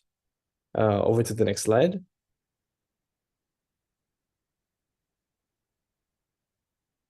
Yes. So this the image you see right here is what we call the climate field schools, which we executed 6 times over the course of 2 years with different communities across Bali and the Flores Islands. And in these field schools, what you're seeing right now is exactly the moment where we analyze the tree species and the coffee species that are currently not surviving very well in long drought seasons, or in this case the El Nino year, where it was really dry. So in the climate field schools, we collaborate with extension workers, agriculture extension workers, with BMKG, which is the Met Office, the climatology office in Indonesia, to provide the right climate information for farmers so that we know when it is the end of rainy season or when it is the start of rainy season. Indonesia being in the equator, we basically rely on 2 seasons, and most farmers are rain-fed, meaning it really matters when the start of rainy season and what the end of it is for agricultural practices.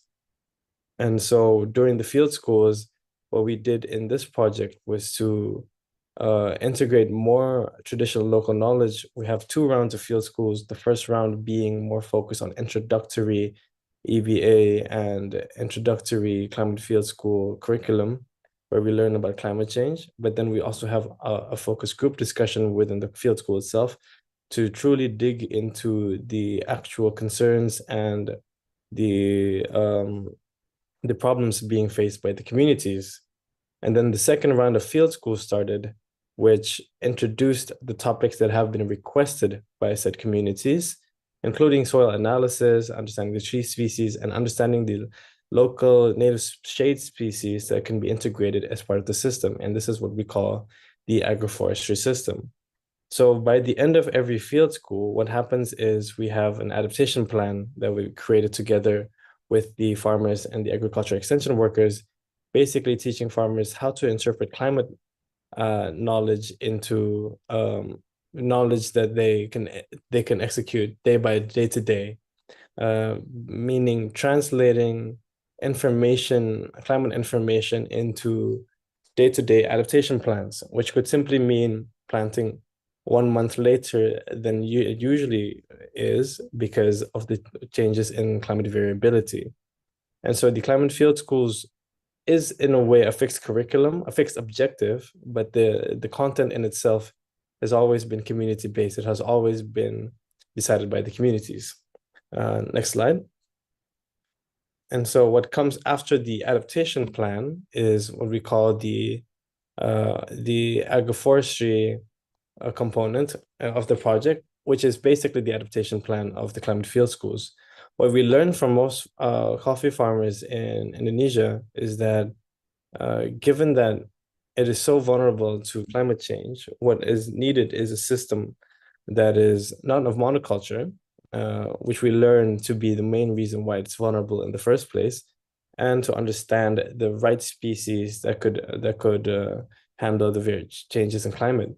And so what we did was we created a coffee agroforestry demonstration plot, which is heavily based on local knowledge, specifically not only the shade species and the native species that are around the forest or around the area, but also conducting the planting session using a traditional method. And what I mean by traditional method in this case is a traditional ceremony.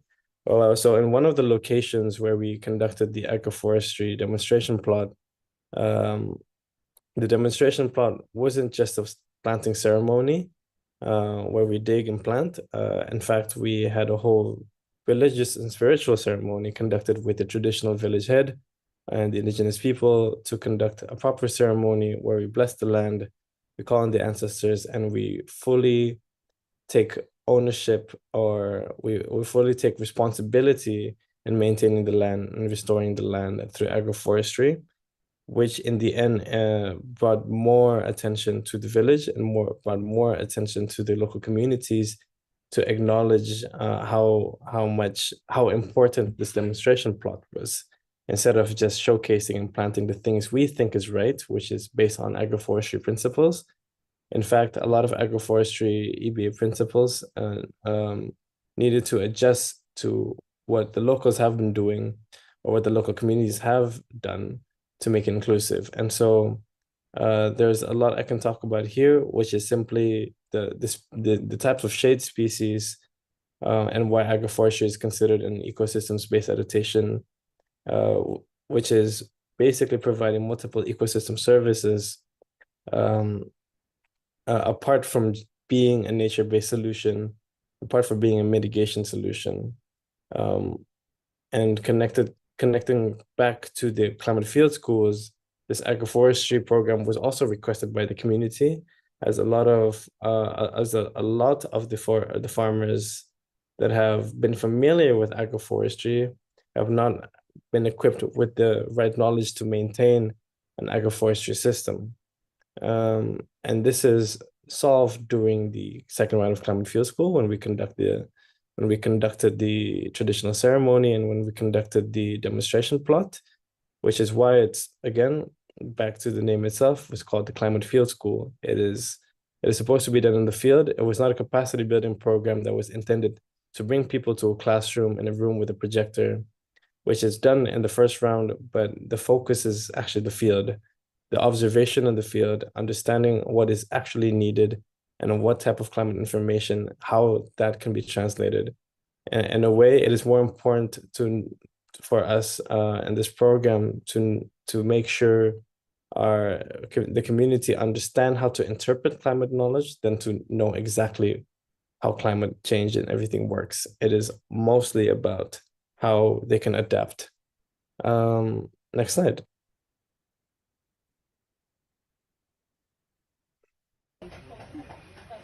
Yes.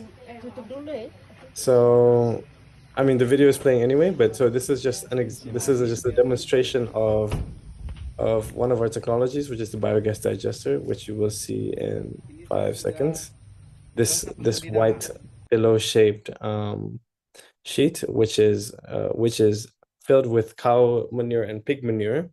It is a technology that ASSURECO have developed in the last 8 years, and we integrated it in this project because we found the necessity of not only turning unused livestock waste into something useful, but also to reduce the firewood, the use of firewood as cook stoves in rural Indonesia.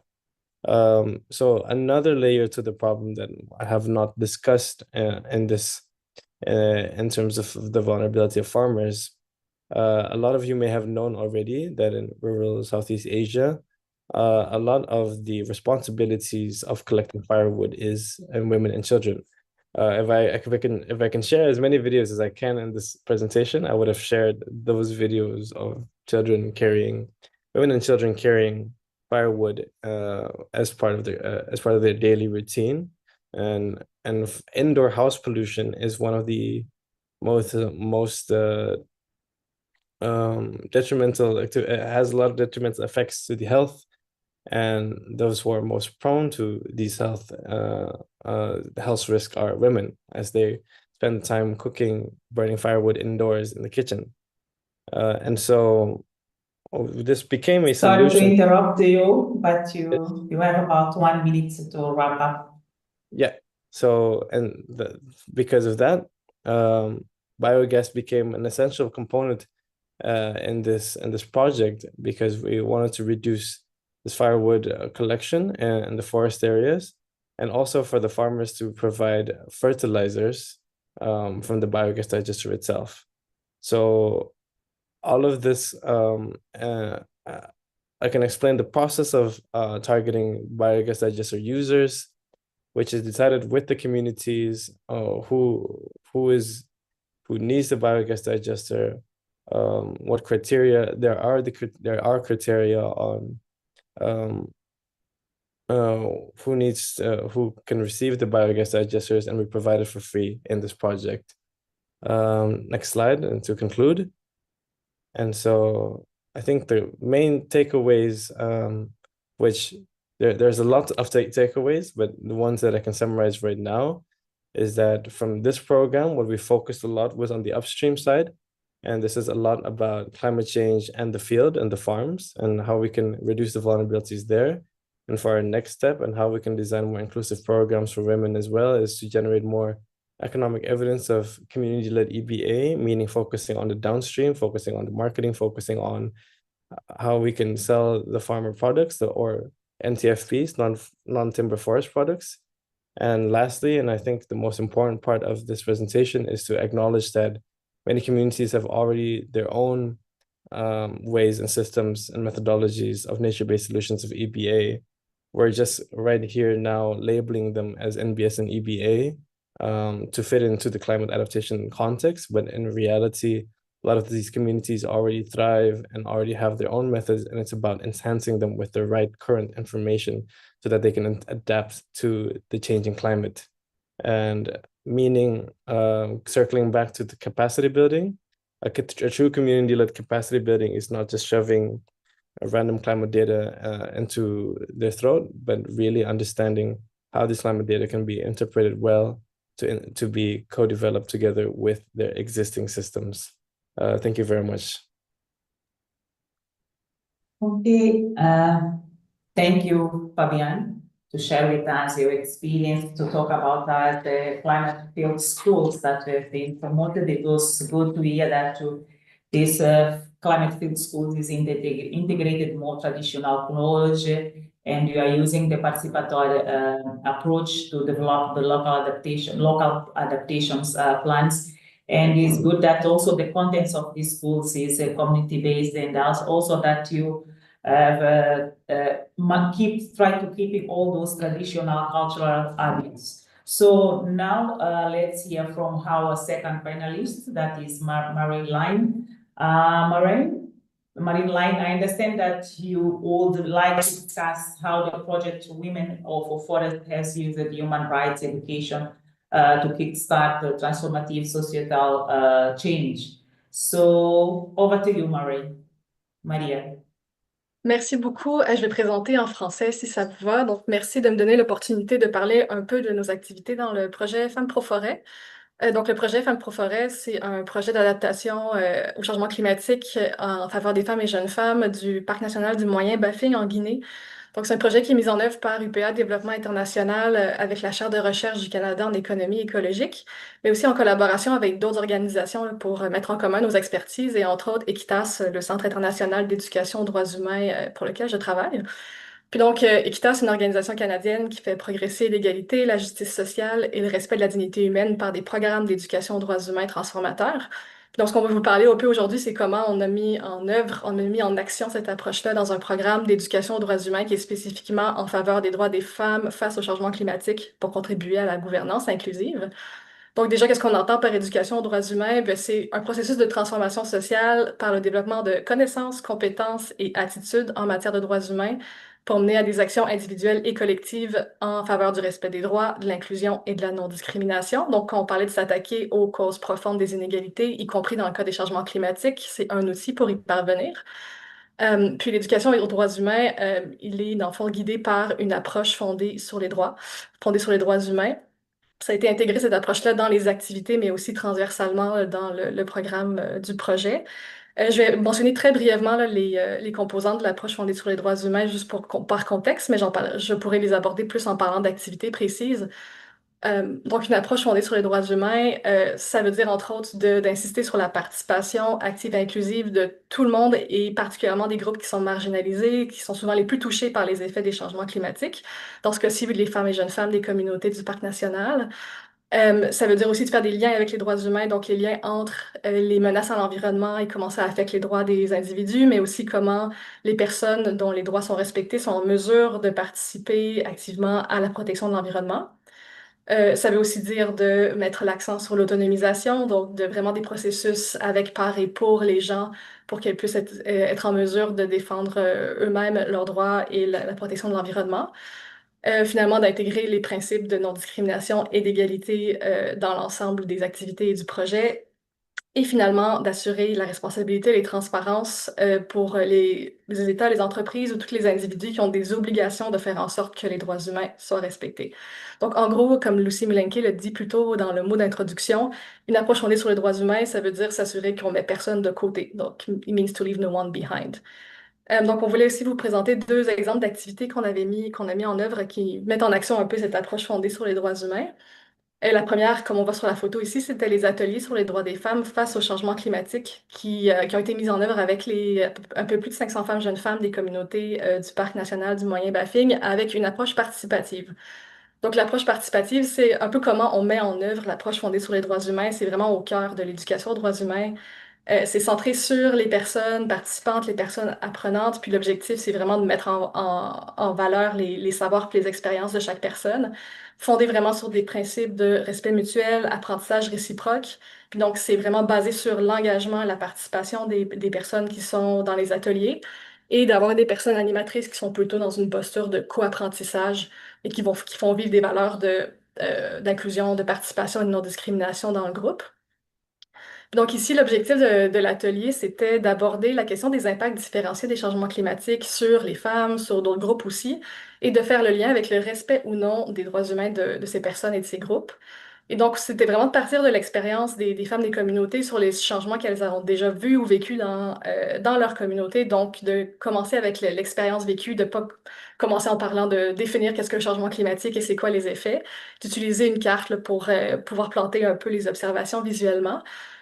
Puis ce qui était ressorti, entre autres, de ces ateliers-là, c'est les principaux effets mentionnés dans la région étaient bon, les sécheresses, les plus grandes canicules, des perturbations au niveau des pluies. Puis c'est quoi les conséquences que les femmes participantes ont identifiées dans leur quotidien? C'est bon, le tarissement des cours d'eau et des puits qui avait un impact sur les tâches d'aller chercher de l'eau, l'assèchement des terres, les enjeux au niveau de l'agriculture, la perte des récoltes, les feux de brousse qui étaient en augmentation. Et donc, le lien qu'elles ont fait avec leurs droits, c'est que c'était au niveau du droit à l'eau qui est non respecté par les changements climatiques, qui font en sorte qu'elles n'ont pas accès à des puits qui sont en mesure d'être toujours effectifs lorsqu'il y a des plus grandes sécheresses, puis le lien avec le droit à la santé, entre autres des femmes, il n'y a pas d'eau potable dans les centres de santé ou que l'accès aux centres de santé est bloquée à cause d'inondations, et l'impact sur le droit à l'éducation des filles, si elles sont retirées de l'école pour aider avec les tâches ou pour prendre soin des personnes malades. Donc vraiment de voir un peu plus, de voir les impacts là, sur les droits des femmes de façon holistique. Puis les ateliers se sont conclus avec des sketchs pendant lesquels les femmes pouvaient un peu identifier les enjeux qu'elles vivent, mais des pistes de solutions, donc qu'elles mettent déjà parfois en œuvre ou qu'elles voudraient pouvoir mettre en œuvre et de s'engager dans ces démarches-là ensemble. Et donc, ce qui est intéressant de l'approche, ben, c'est que ça permet vraiment de visibiliser les savoirs, puis des expériences des femmes, et de co-construire des solutions locales. Donc, c'est des solutions qui sont adaptées vraiment à leur expérience vécue et aussi à ce qui est souhaité. C'est aussi une approche qui permet de favoriser le leadership, particulièrement là, dans ce cas-ci des femmes qui ont pu vraiment exprimer leur opinion, discuter des problématiques qu'ils vivent. Et ça permettait une prise de confiance, mais surtout de légitimiser le rapport aux discussions en lien avec, quand on parle d'adaptation au changement climatique, bien, reconnaître qu'elles ont déjà des expériences vécues en la matière et qu'elles ont des rôles à jouer et déjà des solutions qu'elles identifient et qu'elles peuvent partager. Puis donc, si on peut passer à la prochaine diapositive. On voulait aussi vous parler en fait de la suite qui était des formations en influence et plaidoyer. Donc ici, encore une fois, avec l'approche participative, l'objectif, c'était d'aller un peu plus loin au niveau du renforcement du leadership et de l'autonomisation. Et donc, c'était une formation qui s'adressait d'une part aux femmes et jeunes femmes des communautés qui avaient participé aux premiers ateliers. Et l'objectif était qu'elles se sentent encore plus confiantes et outillées pour prendre la parole et pour mener des actions ou revendiquer des changements en faveur de leurs droits. Mais c'est aussi une formation qui s'adressait à des organisations de la société civile. Et l'objectif était que justement les femmes des communautés puissent être soutenues par des acteurs qui vont perdurer au-delà du projet, qui peuvent avoir une influence qui dépasse aussi les limites des communautés, et donc ce soit un changement plus durable. Et donc, les organisations de la société civile, les représentants et représentantes qui ont été invités représentaient soit des organisations qui normalement travaillent particulièrement à la défense des droits des femmes, mais qui peut-être sont moins impliquées dans les enjeux environnementaux, ou inversement des organisations paysannes ou qui travaillent en défense de l'environnement, qui n'ont pas l'habitude de penser peut-être aux questions de droits et de droits des femmes, d'égalité de genre en particulier. Et donc, c'était une occasion de partager un peu ces expertises-là, de sensibiliser sur les questions d'impact différenciés et de renforcer à comment on met en œuvre une approche fondée sur les droits humains quand on fait du plaidoyer. Donc, de travailler directement avec les personnes concernées, dans ce cas-ci avec les femmes du Parc national, pour appuyer leur plaidoyer, soutenir leurs demandes auprès des autorités, puis amplifier leur message. Donc, encore une fois, comme j'ai mentionné, on a utilisé une approche participative avec des mises en situation, des études de cas, des jeux de rôle. Et l'objectif, au final, les femmes et jeunes femmes des communautés et aussi les représentants, représentantes d'organisations ont développé des plans d'action, d'influence et de plaidoyer. Donc, d'identifier un peu leurs priorités pour des changements qu'elles aimeraient voir dans leur communauté. Et donc, si on peut passer à la prochaine diapositive. On a conclu finalement les formations avec un événement de réseautage dans lequel les femmes jeunes femmes étaient invitées à présenter leurs objectifs de plaidoyer, le plan d'action qu'elles avaient développé ensemble, avec les représentants, représentantes des organisations qui pouvaient ensuite discuter de comment elles pourraient appuyer leurs initiatives. Par exemple, certaines des plans d'action mettaient en lumière que leur priorité était une réduction de la pénibilité liée à l'accès à l'eau potable pour les femmes, et donc elles cherchent un appui pour faire du plaidoyer auprès des autorités locales pour l'installation de nouveaux points d'eau potable.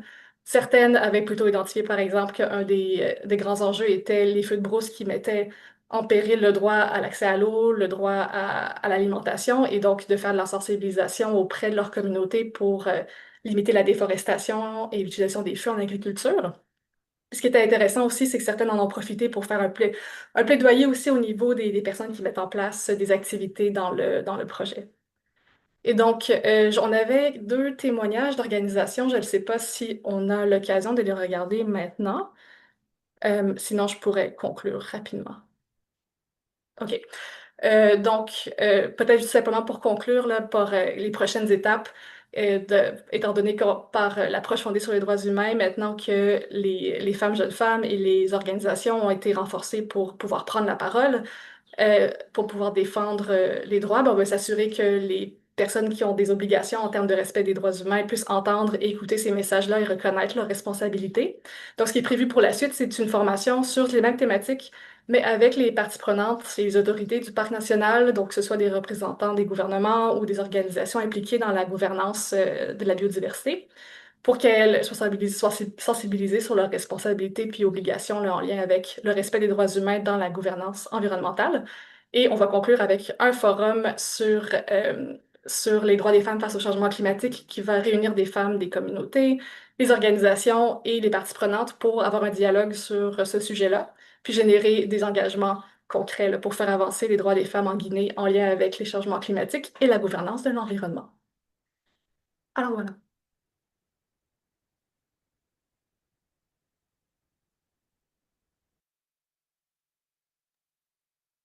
Okay, thank you, Marilyn, to share with us what the work have been done on Women for Forest. It was good to hear that you have been, the organization you've been provide leadership capacity for women, so it can help us to have them in terms of having formal and active participation on different forums related with the use and management of natural resource. That's good. So next, we welcome Okole. We are excited to hear about the Alexandria Water Warriors and its work in San Casa. So Okole, please go ahead.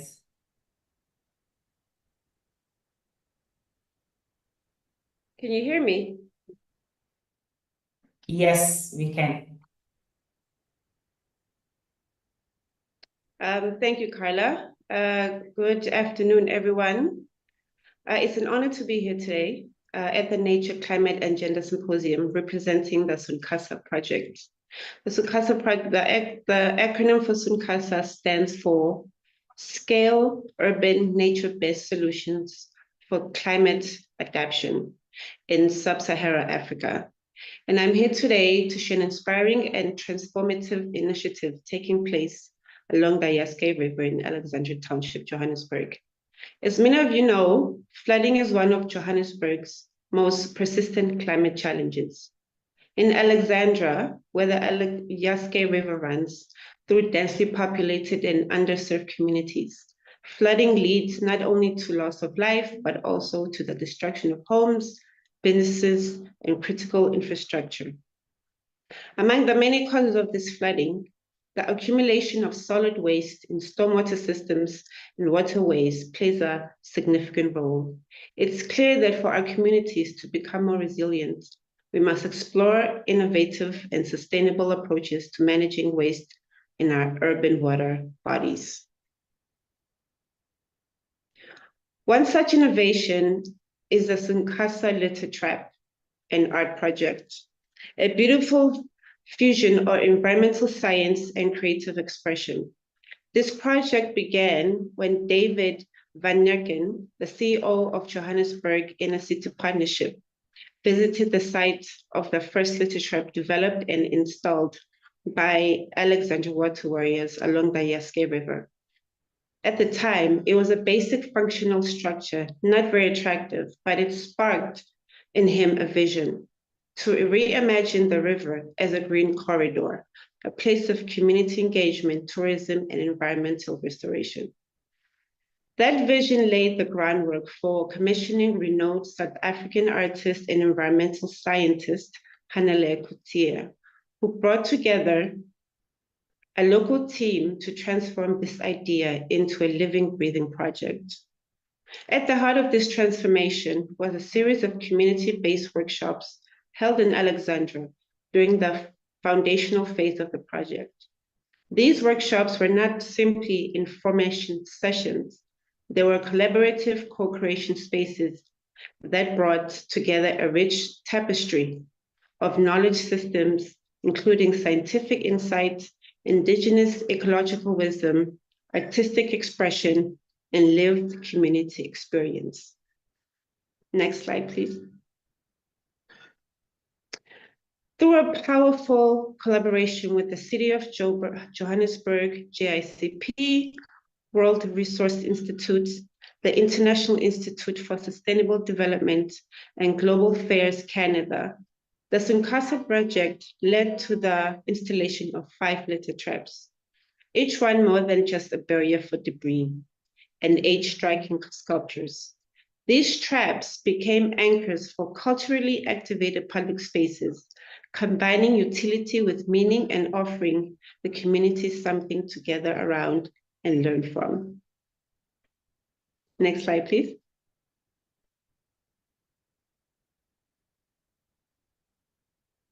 As you see, that's one of the sculptures that we have there.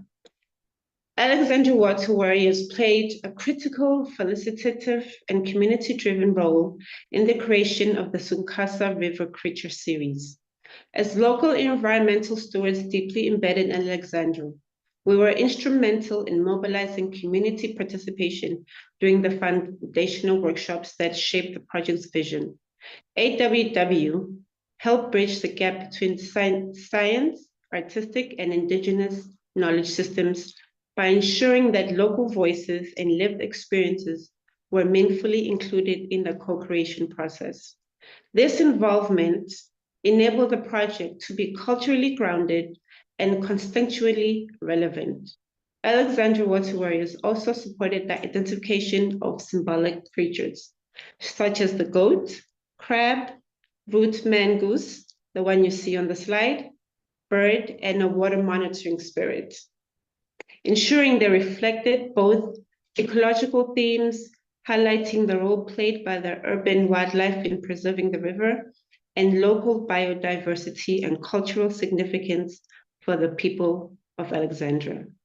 In short, our role was vital in grounding the project in local relevance, fostering ownership, and translating the initiative into a sustainable, community-led involvement. Next slide, please.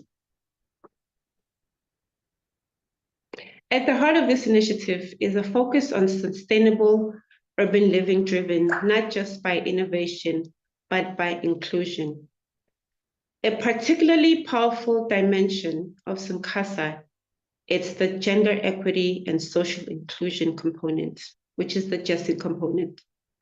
One standout example is the partnership with the Kula Foundation, an organization that has mastered the skill of weaving recyclable materials into litter traps. Kula worked closely with AWW and the artists to create litter traps using weaved materials, demonstrating a tangible model of the circular economy in action. In fact, Kula is currently the only organization in South Africa capable of producing litter traps from recyclable materials, and they've begun to sell them, generating green livelihoods and empowering the women in Alexandra. The Symposium River Creature series has contributed significantly to community resilience by transforming Alexandra's community relationships with its river system.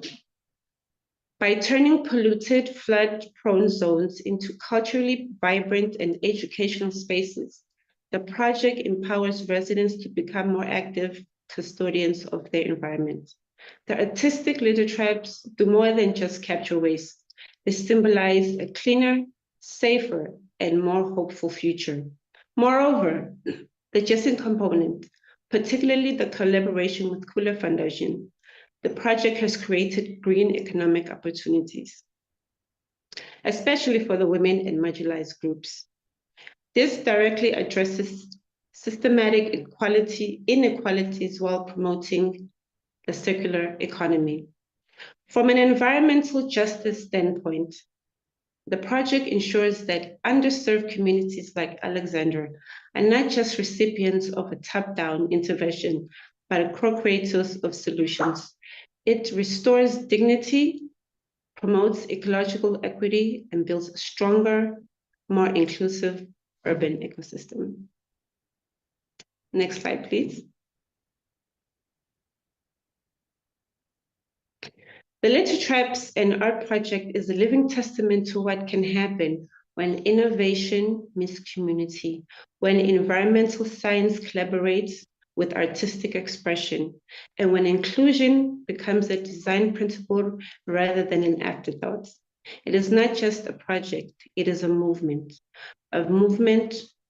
towards cleaner rivers, safer communities, and an urban future where no one is left behind. Thank you.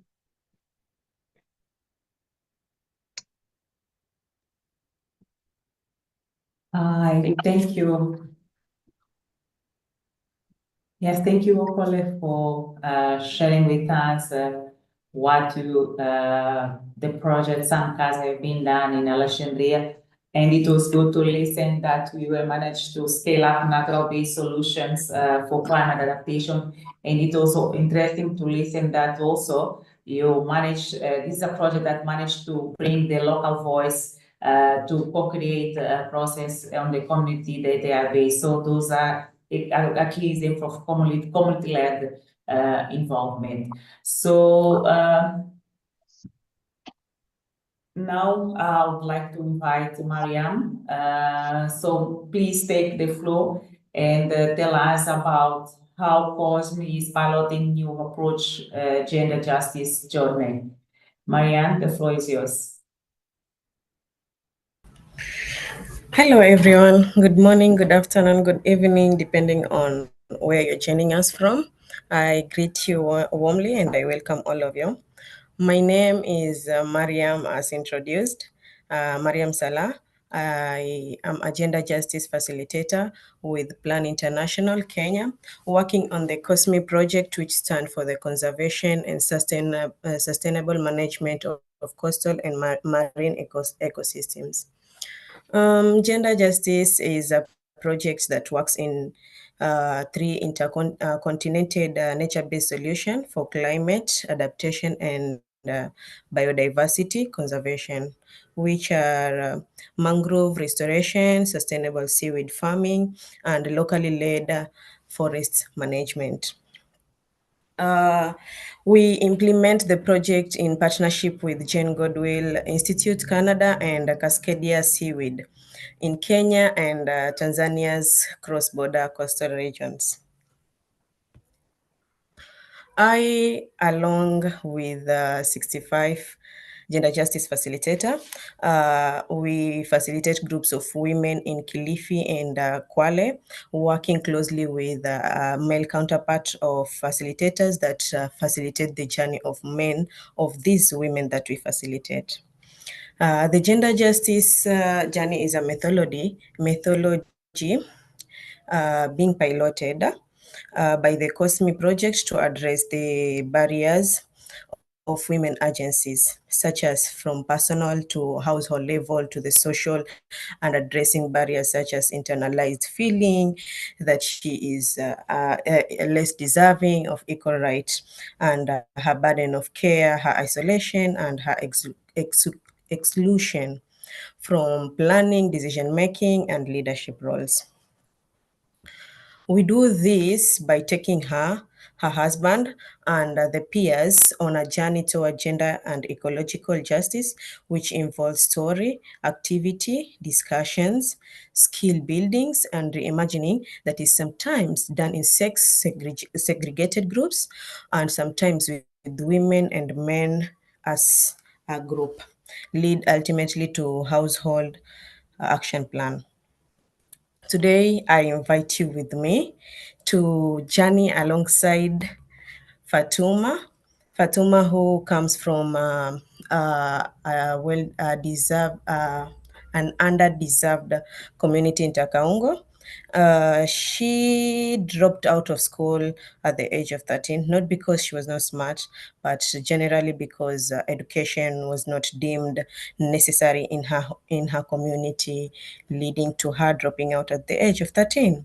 By the age of 25, by the age of 17, she was married off, and by the age of 25, she was a mother of 3.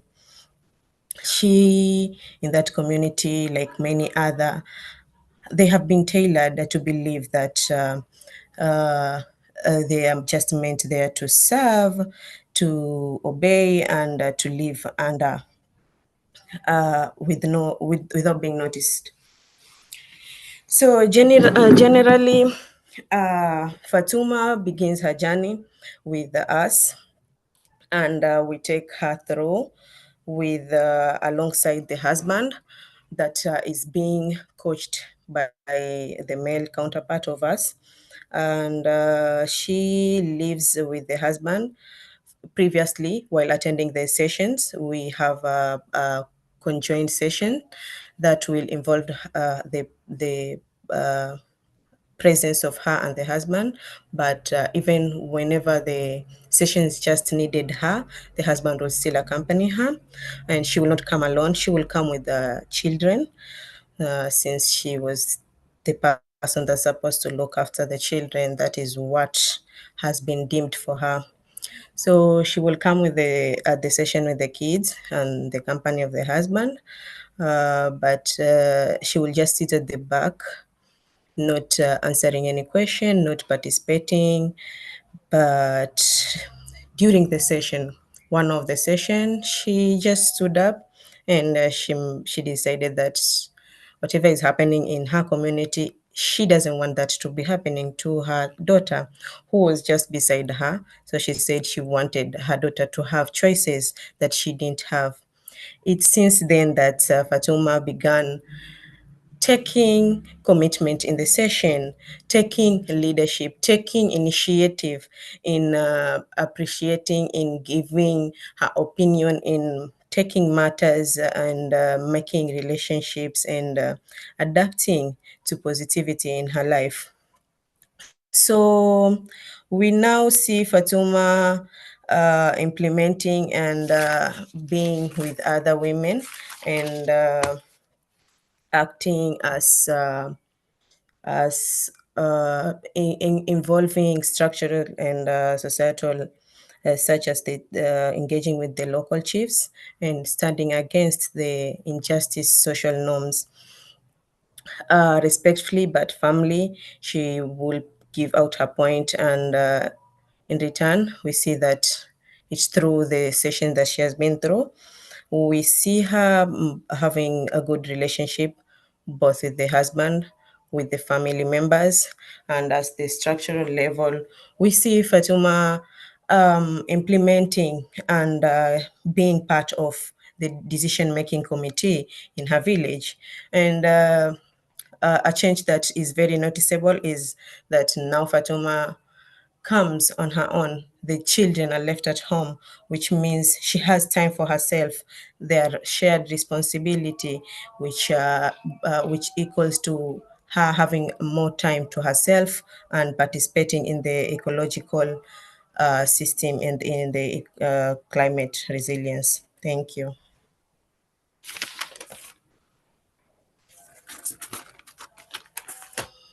Hi, thank you, Mariam, to share with us what your project has been done. I can see that you also is an initiative that bring also a family approach, because in some initiatives the women come also with the husband. Now, last but not least, I'd like to invite Danielle. We would love to hear about your work on ecosystem-based adaptation in Latin America and Caribbean region. Danielle, the floor is yours.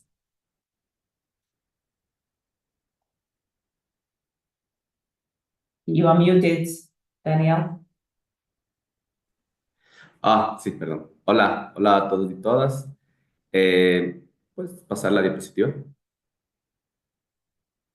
Quiero compartirles una historia real, una historia tejida desde la tierra, el agua y las voces de comunidades que enfrentan cada día los impactos del cambio climático en América Latina y el Caribe. Mi nombre es Daniel Rodríguez, soy asistente técnico de adaptación basada en ecosistemas de la UICN Oficina Sur y soy parte del programa EVALAC, una iniciativa financiada por IKI, implementada por GIZ, UICN y CATIE, junto con los ministerios del ambiente de Ecuador, Guatemala y Costa Rica. Hoy quiero contarles la historia de uno de estos países, de Ecuador.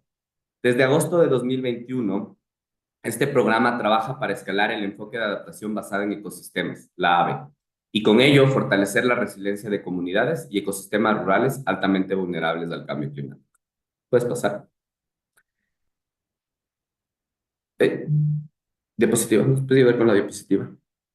Eso. En Ecuador aplicamos este enfoque de manera integral, como lo que llamamos adaptación al cambio climático basado en ecosistemas o ACC-AVE. Lo hacemos a través de 4 pilares. Primero, fortaleciendo la gobernanza en todos los niveles.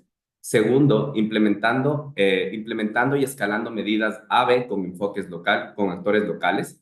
Tercero, desarrollando capacidades adaptativas. Y cuarto, creando mecanismos financieros que permitan sostener estas medidas en el tiempo. Pero esta historia también tiene un territorio. ¿Me puedes ayudar pasando a la diapositiva? También tiene un territorio. El corazón del trabajo en Ecuador está en la provincia de Manabí, en la costa del país. Ahí el programa interviene en 2 principales paisajes. El paisaje norte, que incluye sectores como Santa Rita, Ángel Pedro Giler, Bachillero, el estado de Cantón, Junín y Quiroga, y el paisaje sur, que es donde se ubican parroquias como San Plácido, Chirijos, Honorato Vázquez y Membrillal. Algunas de estas zonas, como Membrillal y Honorato Vázquez, consolidan aprendizajes de proyectos anteriores. Otras fueron priorizadas a partir de un análisis multicriterio geoespacial validado con los propios actores territoriales. Esa validación es parte del enfoque. Las soluciones no vienen de afuera, se construyen con quienes viven en el territorio. En estos paisajes, el programa ha unido esfuerzos con más de 80 actores institucionales comunitarios. Y juntos hemos desarrollado 10 medidas basadas en ecosistemas con un enfoque transformador de género y de derechos humanos. Además, hemos fortalecido instrumentos de planificación, espacios de gobernanza, capacidades locales y propuestas de financiamiento inclusivo. ¿Me ayudas pasando?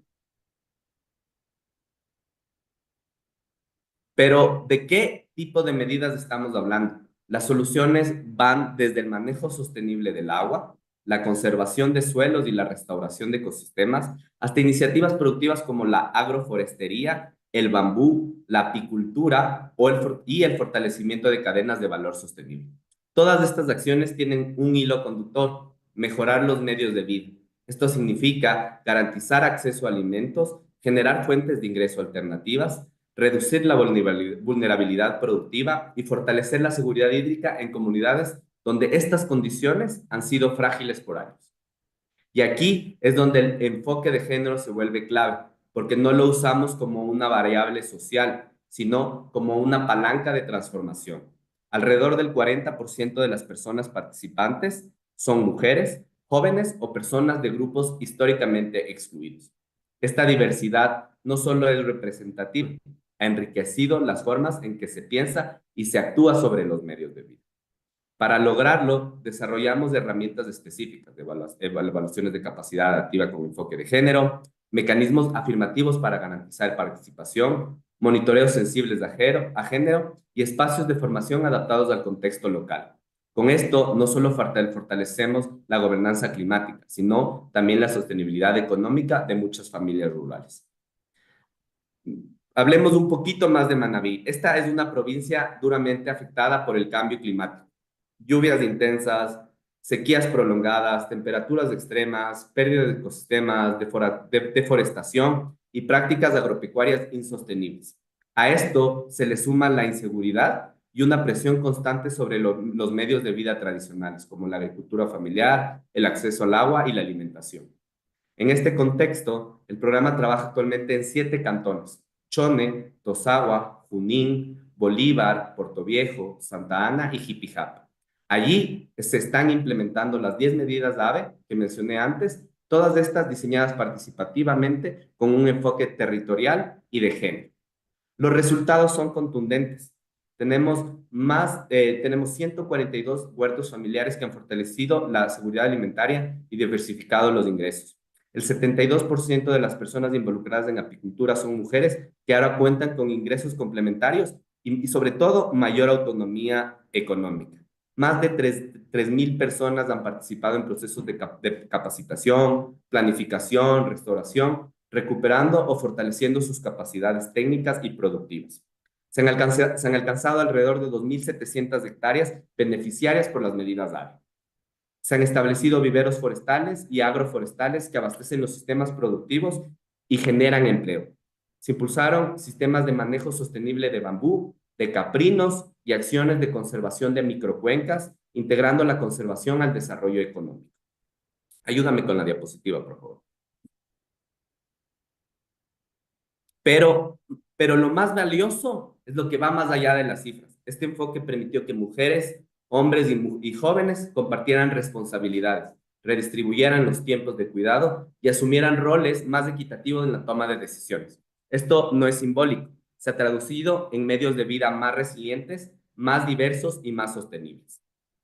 Mujeres que antes no hablaban en público hoy lideran viveros, participan en ferias, integran consejos de cuencas y acceden a recursos financieros. Las familias, a su vez, han diversificado sus fuentes de ingreso y muchas comunidades están hoy más estables, no solo frente al clima, sino también frente a las crisis económicas. Ayúdame con la diapositiva, por favor. Y en ese camino hemos aprendido mucho. Aprendimos que la inclusión no ocurre por accidente, se diseña desde el inicio, que los proyectos que integran derechos, participación y enfoque de género tienen un impacto más justo, más amplio y más sostenible. Aprendimos también que el enfoque de género no es una caja aparte, es una herramienta que fortalece el tejido social, legitima el conocimiento local y mejora la eficiencia de las soluciones basadas en la naturaleza. Cuando se promueve la corresponsabilidad entre géneros, se distribuyen los roles, surgen nuevos liderazgos y se construyen alianzas intergeneracionales. Y cuando estas acciones se vinculan con los medios de vida, el impacto se vuelve tangible, directo y duradero. Porque esta experiencia no solo transforma territorios, transforma relaciones, instituciones y narrativas. Sembró confianza, autonomía, pertenencia y estabilidad económica.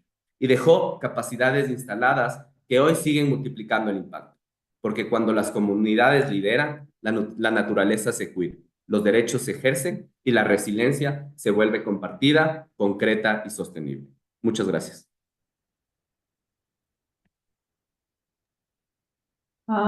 Thank you, Daniel, for sharing with us the work that we've been done, the tools and approach that we've been using in order to ensure that climate governance at local level is that agenda responsive. Now, I would like to thank all the speakers for those powerful insights and thought-provoking presentation. So we now have about 10 minutes for questions and answers. And I would like to open the floor to the audience for questions or reflections. So please feel free to raise or to use the chat or QR function if you would like to contribute, and I will do my best to ensure that we answer as many as time allows us. So I don't know, I would like to request also support from my colleagues because I cannot see all the questions. I don't know if there is already some questions because on the beginning I saw just comments. If you know why people start digesting what they have listened from the different panelists, I would like to start with small questions. Maybe I can start with Mary Lane. If we could explain us how has human rights education enabled the Femme for Forest project to identify inclusive and transformative courses of actions for adaptation to climate change. Thank you. Mary Lane, Yes. And I would like to ask you if you could speak slow so yes, we can sorry. have time for the translators to hear. Yes, sorry. I'll try to also what you're saying. to answer in English, so to change the okay. the burden of translation. But I think, as was briefly explained in the presentation, using human rights education means that you start with the experience of everyone and in an inclusive way, and so it allows to hear everyone's voices, empowers everyone to be able to defend their rights, but also their interests, their priorities, their solutions. And so in the project, because it's the approach we used when working with communities, it means that we were able to identify priority actions for everyone in communities, and it would be a more durable or sustainable, actually would be the right translation. There's a more sustainable action. And so this way, and it's a slow work, but it allows to include everyone by working specifically with groups that are usually a bit less involved in decision making. So to make sure that they using a right-based approach means that it's hard to justify exclusion and discrimination. And so yeah, we do hope that by using human rights education as part of what is a more climate or biodiversity project, we're able to make sure that people's rights are at the center of all the actions, and that climate action is impacting everyone in a more just way, and that everyone's voice is at the table. That's at the center of the objective of using a human rights-based approach. Yeah, I hope it answered the question briefly.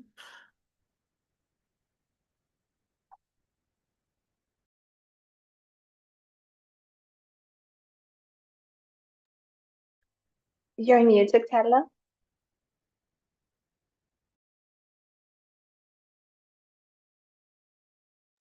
Sorry. So I was saying that now, thank you to Mary-Liz, and I was saying that now we go to Marianne. Mariam, we know that the gender justice journey methods is just a pilot, but so far the response has been positive based on what you have mentioned during this session. So can you give us one more or two examples of what the participants like about it?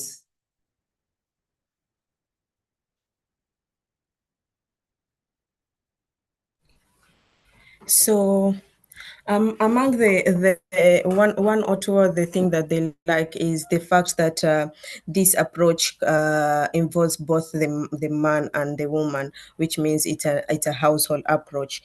So basically, the change doesn't happen one-sided. It's a change that comes from within. It comes from the family household level to the community level, and then to the getting to the structural, till to the ecological. So a lot of planning that they were not initially not involved, now that they are being involved because their counterpart understand the importance in their of the involvement is what the community really appreciate about this piloting. Thank you, Marianne. I'd like to go now to Fabian. We listen the experience that we have been done in another contest. We know that every contest is unique, but good ideas often travel well. So what lessons from your experience could benefit others working in different regions? Fabian, this is for Fabian. I don't know if he's still online. Yes, I'm still online. Could you repeat the last part of the question? No, I was saying that we know that every contest is unique, Okay. but the ideas often travel well. So what lessons from your experience could benefit others working in different regions? As you explained, as you are working in different, so how we can apply what we have been done, what lessons you can share with us, and that we can use in the different regions on where you're now implementing your activities or your projects. I may need to think about this one. Do I have to answer now? No, if you don't have now, you can then answer, send us and we can share with everyone, no problems. I don't know, colleagues that are with me online, if you still have questions on the chat, because from my side, I cannot see. There is a question. There's one question from an audience member on how can we hold global institutions and national governments accountable when their climate strategies ignore local realities or reinforce extractive systems? So I don't know who want to pick based on the questions that was made. If you feel that you're more related with these questions, feel free to answer. I can repeat because now I can see is that how can we hold global institutions and national government accountable when their climate strategy ignore local realities or reinforce extractive systems? I don't know who want to pick this one.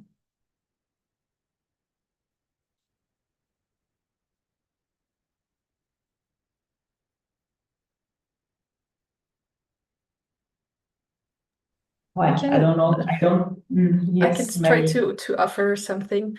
Yo también. It is okay. And then Daniel. Yeah, you can start, Mary. Then we go to Daniel. Thank you. Well, it's an important question and not an easy one to answer, but maybe one avenue.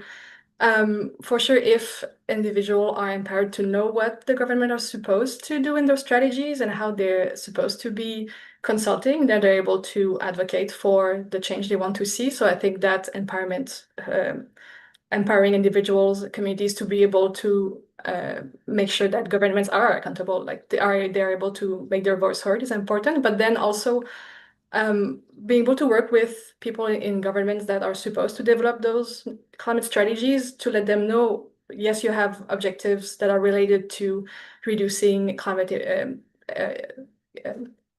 emissions, but also there are human rights obligations within the different environmental convention, be it climate change or biodiversity. And so those obligations needs to be also accounted in those strategies. And sometimes it's a bit of learning that needs to happen there.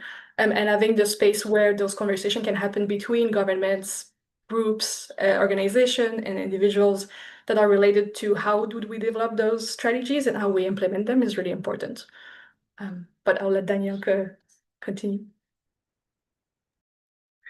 Yo, bueno, primero creo que es importante mantener, como bien menciona Mari, es mantener una conversación activa. Creo que es importantísimo. Sin embargo, la otra es mostrar experiencias, hacer giras de experiencias con los tomadores de decisiones. Los tomadores de decisiones no ven, están en oficina. Entonces, cuando se muestra a los tomadores de decisiones como alrededor, están relacionándose más con la intención y con la realidad de territorio. Entonces, nosotros nos pasó una experiencia, nosotros tuvimos una experiencia cuando nosotros hicimos una gira con los tomadores de decisiones, porque parte fundamental de nuestro proyecto es trabajar con los tomadores de decisiones. Ellos nos decían, o sea, yo viendo esto tengo otra noción, o sea, tengo otra noción de lo que está pasando, entonces puedo pensar en algo así. Eso sí, entonces es importantísimo siempre estar conectados y siempre estar invitando a eventos pequeños a los tomadores de decisiones donde puedan donde pueda develarse a ellos de esa realidad. Con respecto a temas extractivistas, yo creo que fundamentalmente no se puede realmente, cuando hay una política de Estado muy marcada, no hay como una fuerza que pueda externa, que pueda, ningún proyecto, ningún organismo internacional va a poder como contra eso. Sin embargo, sí vamos a poder contra mantener organizada a la comunidad. Sí, y eso también es una de nuestras experiencias dentro del proyecto, es que más allá de la medida implementada, la gente se juntó y la gente sigue haciendo cosas. Entonces, esa fortaleza y esa cohesión social que van teniendo les permite, por último, tener la noción de defender su territorio. Y ahí hay un valiosísimo trabajo de la comunidad. Creo que es importante entender la organización como no solo parte para la implementación de medidas o de proyectos desde cualquier parte de la cooperación que venga, sino también para fortalecer mi territorio y mantenerlo y poder tener esa voz, ¿no? Porque muchas veces gente en ciertos territorios rurales no tiene una voz definitiva, pero se van empoderando cuando se van haciendo cosas. Lo que decíamos de que las mujeres antes no hablaban en público, hoy lideran un montón de cosas y eso les fortalece, eso les va creando otras nociones de salvar y de cuidar el territorio. Thank you, Daniel.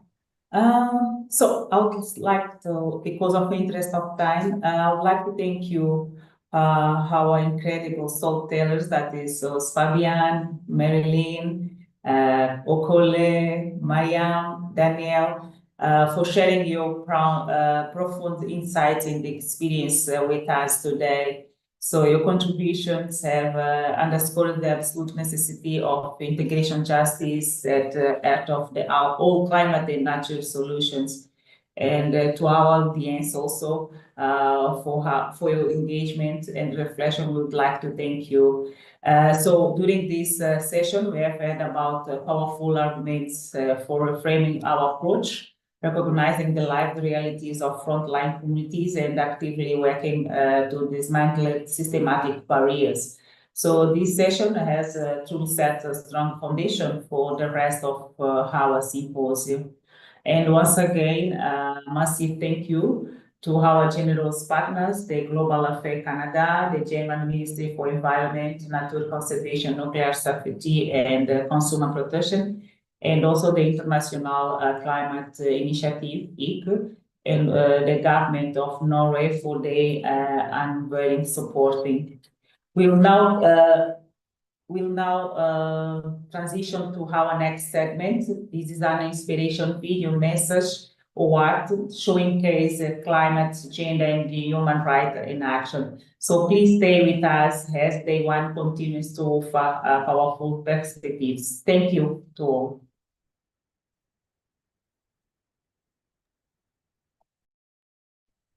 Thank you so much, Carla. Thank you so much. And also thank you to our incredible storytellers today. We've definitely heard a lot of inspiring stories and projects that you've showcased. As Carla mentioned, your contributions have highlighted not only the challenges, but also the hope, resilience, and transformation that come when communities lead climate and nature solutions. And as Carla also mentioned, we will showcase another video soon. You may recall from Okule's presentation, one of the projects was Sunkasa, which has a strong emphasis on gender equity and social inclusion. And in the following, we would like to share more insights into this project with a short video showcasing climate, gender, and human rights in action. So please stay with us as Day One continues.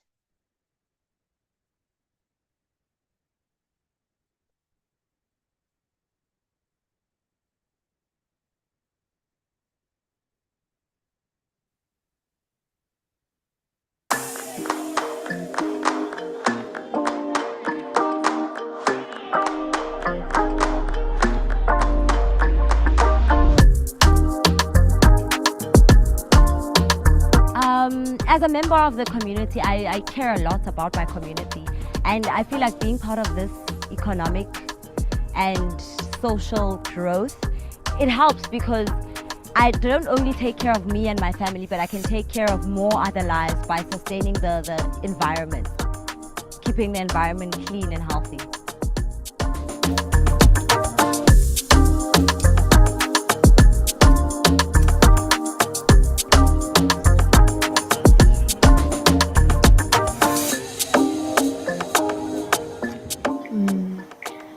Uwicyeza Konsole aba ari njyewe nyiri iyi pepiniyeri aba narayishyizeho bitewe n'impamvu kugira ngo niteze imbere kandi ndimo ndareba mbigeraho kandi mfite n'abakozi nkoresha hari abakozi bahoraho mfite na agoronome mfite n'abandi banyakabyizi baza gukora rero ari ukwiteza imbere kwanjye ariko nanone n'abandi ari icyo bibamarira mu miryango yabo bishyurira abana amashuri za mituweli ni byinshi bibafasha mu buzima akaba ariyo mpamvu nanayishyizeho kugira ngo twihaze mu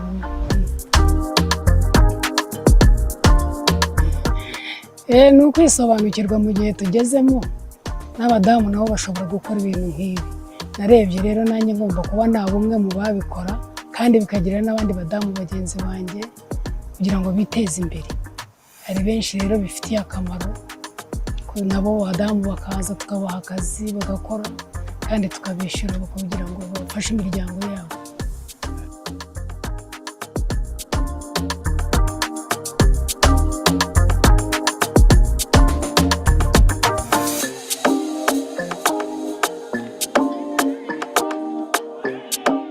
waan amata shanii yoo ta'ellee akka karoora amata kudhanitti achi nu siifamu murtaa'e hojiin kun baatitti ta'us baatitti 15 ta'us 15tti akka uummanni ittiin godda'amnetti hawaasni keenyallee gammadee akka gaara kana dalagu murtaa'e akka amata shanii amata sadii kan qabachuun taane ilaa akka amata karoora nu bal'isanii karoorri isaa nu qabamee hanga amata kudhanitti illee hawaasni keenya gammachuun akka dalagu yoon dhuftee dalayde dalagattee irraa jiraatta irraa faxarta jireenya keetillee achumaanuu namni dalagatuu fi kataa'u tokkoo miti deemtoo immoo fumarraa yoo ta'e mana anuma teessee jechuudha yoon hin deebi'e amma shiginyii tan habba takka dhaabee guddise akka nama lubbuu namaa takka guddiseeti faayidaa nuu qabdi jechuudha.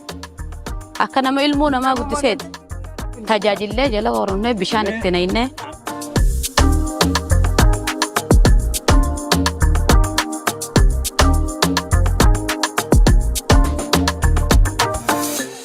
But the Sangasa project is really driving the change that people are already working on, and that support will upscale the activities that were being done by the communities already on the ground, and to bring in the issue of social cohesion that we're looking for between communities as well as government representatives.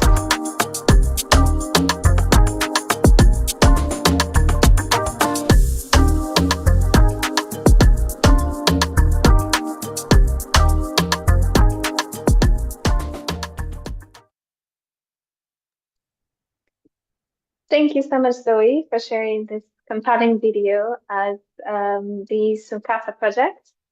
Each of the projects we have learned about in this session truly shed light on nature and climate solutions grounded in justice and action. And now, as we approach the close of day one, which was aptly themed grounding in justice and action, I'd like to take a moment to recap some of the powerful insights and discussions we have learned and shared today. So we began our day with an inspiring opening where Veronica set the stage, followed by compelling keynotes from Stuart McGuinness from IUCN and Lucy Molenkai from the Indigenous Information Network. They emphasized the urgent need for equitable and effective solutions to our escalating climate and environmental crisis, highlighting the crucial role of gender equality, human rights, and Indigenous knowledge. Stuart powerfully reminded us that nature and people are one, and that Indigenous people have stewarded the land long before the term conservation became established, urging us to elevate and integrate Indigenous knowledge into all frameworks. Lucy underscored these perspectives and emphasized the need to overcome silos to ensure that no one is left behind. In our first session, we looked at a justice-based vision for climate and nature. And we heard from an exceptional panel who challenged us to center justice-driven approaches that intrinsically link ecological integrity with social equity. The discussion underscored the absolute necessity of integrating justice at the heart of all climate and nature solutions, emphasizing the lived realities of frontline communities and the importance of dismantling systemic barriers. Following that, in session 2, we just learned about some inspiring projects that integrate climate, gender, and human rights in action. And we've learned about reflections from the panelists' work. Their stories highlighted not only the challenges, but also the hope, resilience, and transformation that occur when communities are at the forefront of leading climate and nature solutions. We saw firsthand how inclusive design and local leadership shape outcomes, providing practical lessons for all of us. So throughout the day, a consistent thread has been the recognition that dominant narratives and decision-making spaces have often marginalized those most affected, particularly women, Indigenous peoples, and other marginalized communities.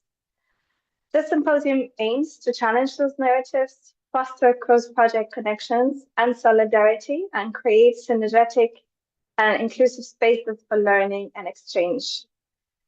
We are working towards improving understanding of how climate change, gender, equality, human rights, and Indigenous knowledge are interconnected, and gain practical and innovative knowledge to apply rights-based approaches more effectively in our work.